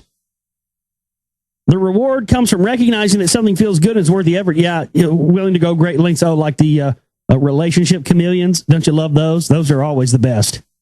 The ones that they parody that in the TV show The League, which is one of my favorite shows on TV. Like, I don't watch TV, but I mean, I download it off the internet or whatever. But that's my favorite show, The League. fantasy football. It's got John LaJoie on it. God, damn it, I love that show. That show's fucking hilarious. But Andre in that, you got Andre. No, I got Drades. There's one of the episodes where there's like a flashback. They're calling him a boyfriend chameleon because every time he gets with a new girl, and there are girls who do this too. It's not just guys. Again, it's both sexes involved. There are girlfriend chameleons and boyfriend chameleons. There's both. But Andre in the TV show, every time he gets with a new girl, he automatically takes on whatever stuff she's into. So he's going out with his techie chick, and he comes in and he's got a fucking Swarovski crystal Bluetooth headset, and he's updating his video blog, and and she's telling all his friends all the deep Googling she did. He's like, she's doing that page 5 shit, man. She's Googling way too deep. And, and then they show some old video of him, where he was dating a black chick at some point, and he had this Bill Cosby looking Africa jacket on, and they were like, how you doing, Dr. Huxtable? But it's absolutely true. There are people who are just so desperate to have that affection from somebody, just to not be alone, that they'll take on all the traits and all the likes and the interests of the person that they're going out with, and then they try to act to you like you're an idiot because you're not hip or into this cool new thing they're into that they got into because of the person that they're dating. And they're like, oh, you didn't know about that? Oh, I've been into that for so long. No, you haven't. You got into that because you started dating this person. I've had a lot of personal experience with people like that, I got to tell you, and it's still hilarious to me. But anyway, I'm glad that somebody has finally come out and backed me up on what I've known for a great amount of years. And love's great. Love is a fantastic thing, but unbridled, just like unbridled fear, or unbridled hate, or unbridled jealousy, or anything else, can be a negative and oppressive force. It's just a fact. And I think that and I may do this at some point, who knows? But I think that love as an oppressive force and unbridled love having negative effects on the world and on people and on society, I think that's great fodder for an album or for songs or for a record, even a concept record maybe. Hell, maybe I'll write it. Maybe I'll just write that and produce it, and who knows? I don't know. But I think that'd be great fodder for music, that from that perspective, because it can be just as an oppressive force as anything else, unbridled, and I don't think that's explored enough in the scope of human thinking and society and the rest of it. So, but again, hey, what do I know, right? I ain't got no degree from no college. I just went to public school. Yep. Well, we're going to take a break, come back, and we're going to get into Zachariah Sitchin's End of Days tonight for you. TheGlobalReality.com is my website. Please support our work, folks. We barely scraping by with just a few dollars right now, and we'd really use some help. We got the stream bill coming up due in a couple of days, and we just really need your help right now. TheGlobalReality.com, chip in banner donate button. $1,500 initial budget for the next film. Somebody wants to help out with that. Donate button's there for that as well. We will take a break, come back. I brought up John LaJoie a minute ago. I was talking about the league. Let's play a little John LaJoie here. It's been a while. I need to hear some. What song do I want to hear by LaJoie? All right, back here with you on the Global Reality, right here on the Global Reality Radio Network. I'm your host, Josh Reeves. Thanks for being with us for another late night Moonbat edition of the broadcast. TheGlobalReality.com is my website. And don't forget that's where you can buy the C-Right Volume 2, DVD, Blu-ray, all the different packages. They're there for sale. Please get those and support our work and help us be able to continue to try and attempt to make more movies. And you'll also find everything else to do with my work and how to support us there at my website, TheGlobalReality.com. We are going to get into Chapter 10 tonight. We're going to start Chapter 10 of Zachariah Sitchin's The End of Days. The Cross on the Horizon is the chapter that we start with tonight. About 60 years after the Israelites' exodus, highly unusual religious developments took place in Egypt. Some scholars view those developments as an attempt to adopt monotheism, perhaps under the influence of the revelations at Mount Sinai. What they have in mind is the reign of Amenhotep, sometimes referred to as Amenophis IV, who left Thebes and its temples, gave up the worship of Ammon, and declared Aten the sole creator god. As we shall show, that was not an echo of monotheism, but another harbinger of an expected return. The return into view, the planet of the cross. The pharaoh in question is better known by the new name he had adopted, Akhenaten, and the new capital and religious center that he had established is better known by the site's modern name, Tel Armana, where the famed ancient archive of royal international correspondence was discovered. Scion of Egypt's famed 18th dynasty, Akhenaten reigned from 1379 to 1362 BCE, and his religious revolution did not last.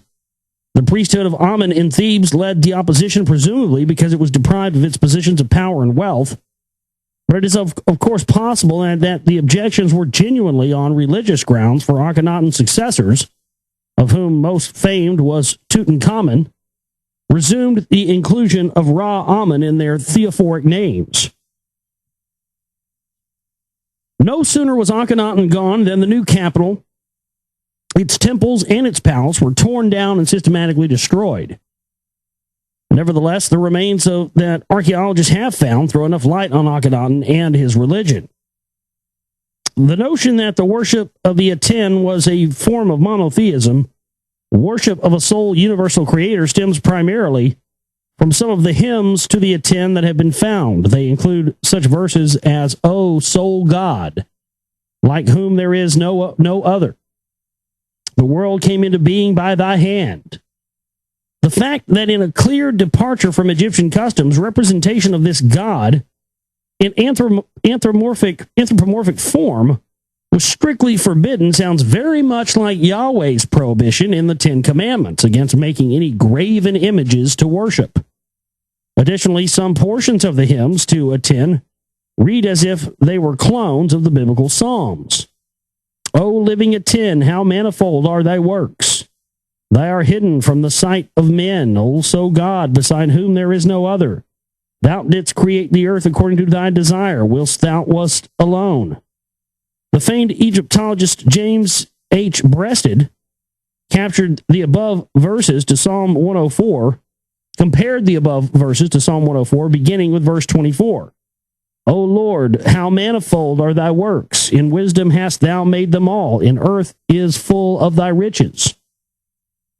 The similarity, however, arises not because the two Egyptian hymn and biblical psalm copy each other, but because both speak of the same celestial god of the Sumerian epic of creation, of Nibiru, that shaped the heavens and created the earth, imparting it to the seed of life.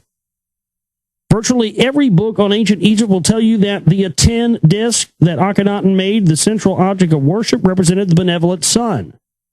If so, it was odd that in a marked departure from Egyptian temple architecture that oriented the temples to the solstices on a southeast-northwest axis, Akhenaten oriented his Aten temple on an east-west axis, but had it facing west, away from the sun at sunrise. If he was expecting a celestial reappearance from a direction opposite to that of where the sun rises, it could not be the sun. A close reading of the hymns reveals that Akhenaten's star god was not Ra as Ammon the Unseen, but a different kind of Ra. It was the celestial god who had exited from primeval time, the one who renews himself as it reappears in all its glory, a celestial god that was going afar and returning. On a daily basis, those words could indeed apply to the sun, but on a long-term basis, the description fitted Ra only as Nibiru, or as we've established, Marduk. This is my problem with Sitchin. He keeps always trying to take it back to this is talking about a planet when he's established already that anytime we're talking about Nibiru, we're talking about Ra or Marduk. and that this is the return of an individual who's coming to reclaim his supremacy and power, not the return of some planet. That's symbolic for the return of in the devastation that, will unleash when this person allegedly comes back. And I'm not, saying I believe that or anything. I'm just saying that he backtracks. He establishes these things, and then he goes back, and he just seems like he's constantly trying to so no wonder people have bought into this, because he constantly reinforces this idea that Nibiru is a planet, while simultaneously telling us that Nibiru is Ra or Marduk, the person, the god, an extraterrestrial person who had power and high technology and was able to, do what any person in front of a primitive people would do. I mean, go and set yourself up as a god. So that's the biggest problem I have with this is every turn he tries to take it back to that Nibiru is a planet thing, when we know that's not the case from just his own words. And now Akhenaten announced it was coming back in all its glory. Aten's hymns prophesied its reappearance, its return, beautiful on the horizon of heaven, glittering, beautiful, strong, ushering a time of peace and benevolence to all. These words express clear messianic expectations that have nothing to do with the sun. In support of the Aten is the sun explanation, various depictions of Akhenaten are offered. They show him and his wife blessed by or praying to a rayed star. I actually have a papyrus print of that actually came from Egypt. That's actually hanging on my wall. And I've always thought that was misrepresented, because it shows giants with smaller people.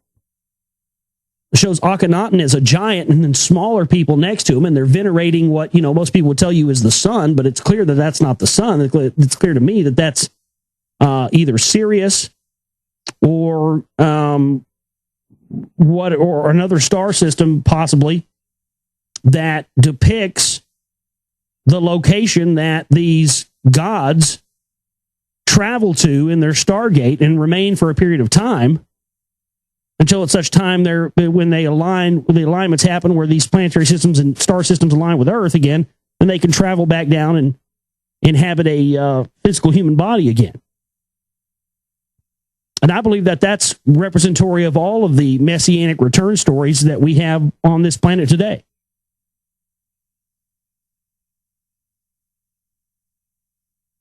The hymns, it says, in support of the Aten is the sun, him and his wife are blessed by or praying to a rayed star. It is the sun, say most Egyptologists. The hymns do refer to the Aten as manifestations of Ra, which the Egyptologists who have deemed Ra to be the sun means that Aten too represented the sun. But if Ra was Marduk and the celestial Marduk was Nibiru, then Aten too represented Nibiru and not the sun. Additional evidence comes from the sky maps, some painted on coffin lids that clearly show the 12 zodiacal constellations, the rayed sun and other members of the solar system, but the planet of Ra, the planet of millions of years, is shown as an extra planet in its own large separate celestial beyond the sun, with a pictorial hieroglyph for God in it. Akhenaten's Aten. What then was Akhenaten's innovation, or rather digression, from the official religious line? At its core, his transgression was the same old debate that had been taking place 720 years earlier about timing. Then the issue was, has Marduk or Ra's time for supremacy come? Has the age of the ram begun in the heavens? Akhenaten shifted the issue from the celestial time, the zodiacal clock, to divine time, Nibiru's orbital time, changing the question to when will the unseen celestial god reappear and become visible and beautiful on the horizon of heaven. His greatest heresy in the eyes of the priests of Amun and Ra can be judged by the fact that he erected a special monument honoring the Ben, an object that had been revered generations earlier as the vehicle in which Ra had arrived on Earth from the heavens. Right, it's a pyramid-shaped spaceship, and that's what they show Marduk coming to Earth in the Roland Emmerich movie Stargate, the film with Kurt Russell. And that's what he is. They show him as like this spirit alien being thing. And he just inhabits this human body and then sets himself up as a god. That film really does a great, great job at depicting a lot of this stuff. And every one of Roland Emmerich's movies that he's done have some kind. I suspect he's a high-level Mason, strictly because his newest work, Anonymous, plays into the conspiracy about William Shakespeare, but totally detracts the attention away from Sir Francis Bacon and the Masonic connection and diverts it back to, okay, well, yeah, it wasn't actually Shakespeare who wrote all those works, but it was some other guy. Yeah, sure. Nice job there. But yeah, go look up Roland Emmerich's the list of movies that he's done and go and watch some of those, and you'll laugh because they all have this kind of stuff embedded in them. The Ben was an object that had been revered generations earlier as the vehicle in which Ra had arrived on Earth from the heavens. It was an indication, we believe, that what he expected in connection with a 10 was a reappearance, a return not just of the planet of the gods, but another arrival, a new coming of the gods themselves. This, we must conclude, was the innovation, the difference introduced by Akhenaten in defiance of the priestly establishment, and no doubt prematurely in their opinion. He was announcing the coming of a new messianic time. This heresy was aggravated by the fact that Akhenaten's pronouncements about the returning of 10 were accompanied by a personal claim. Akhenaten increasingly referred to himself as the god's prophet son, one who came forth from the god's body and to whom alone the deity's plans were revealed. There is no other that knoweth thee except thy son, Akhenaten. Thou hast made him wise in thy plans. Okay, so Akhenaten was the first Jesus, huh?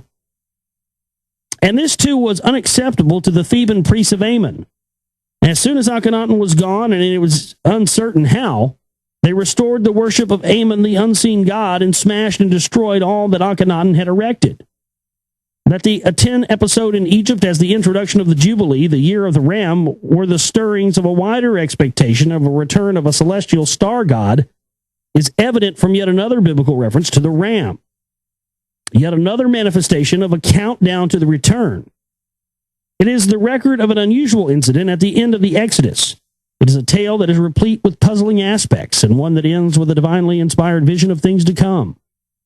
The Bible repeatedly declared divination by examining animal entrails, consulting with spirits, soothsaying, enchanting, conjuring, and fortune-telling to be abominations unto Yahweh. All manners of sorcery practiced by other nations that the Israelites must avoid.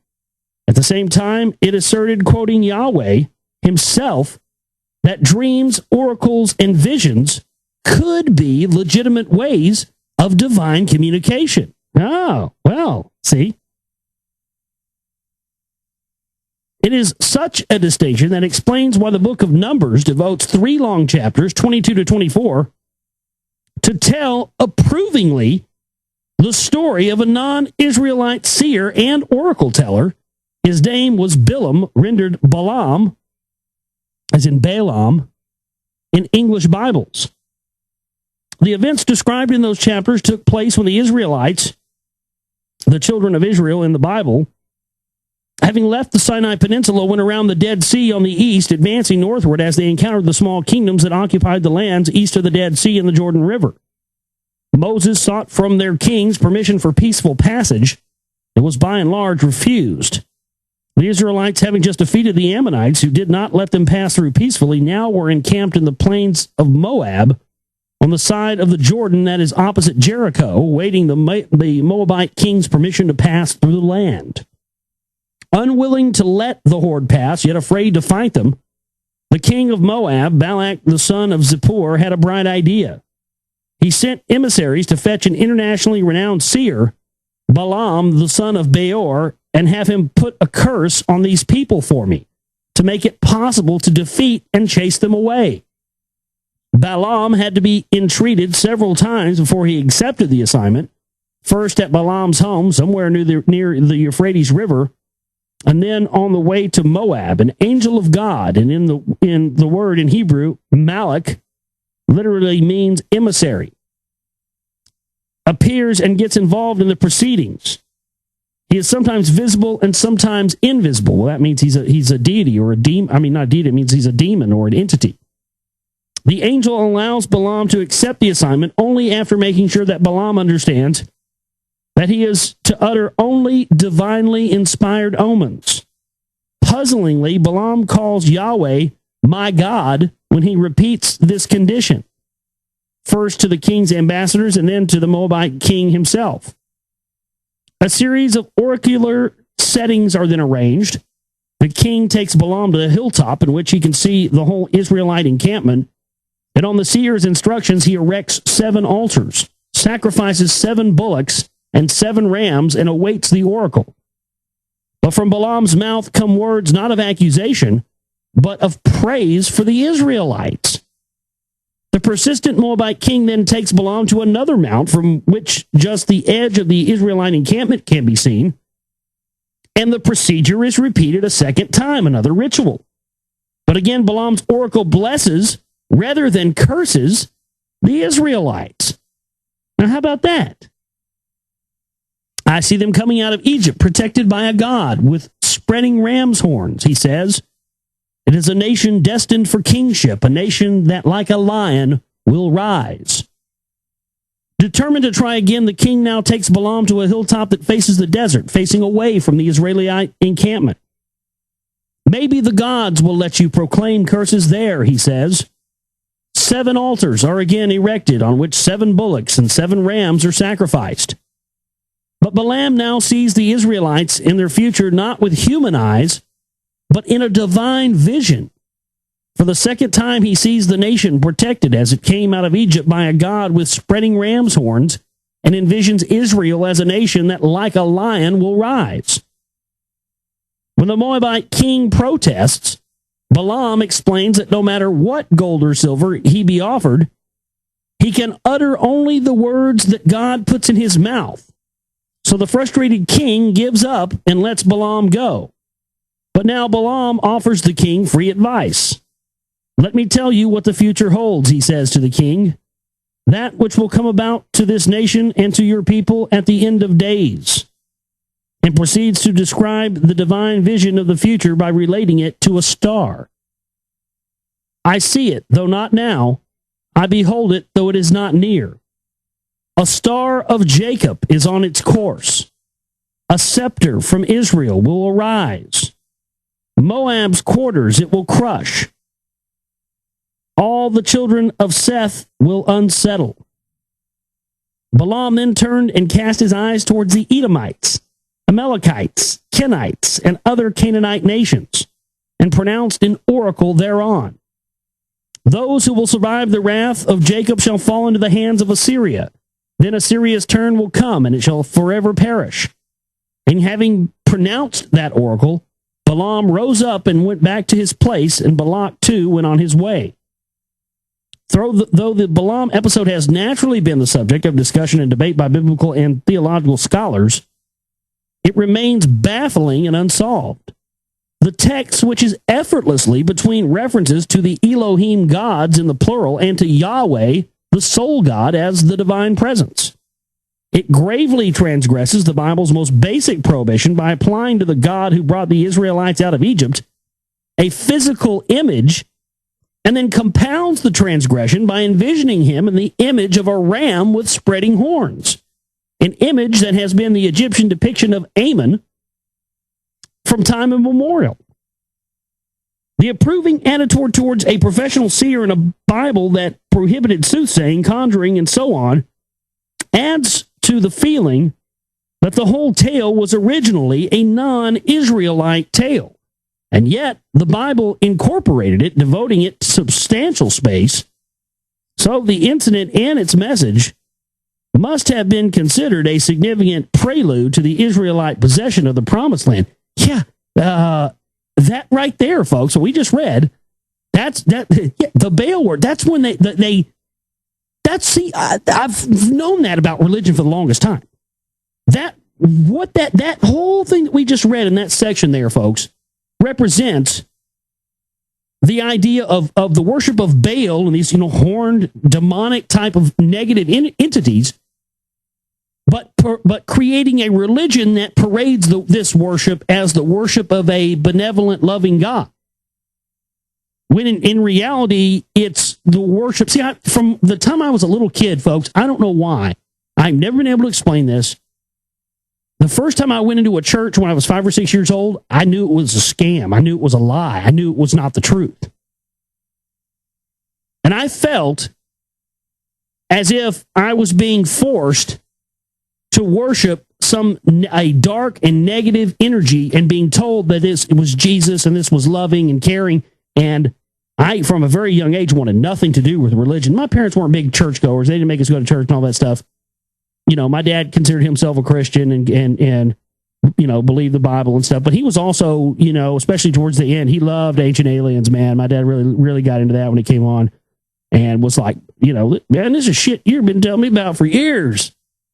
And he said to me, not too long before he died, he said to me, absolutely, that he believed that,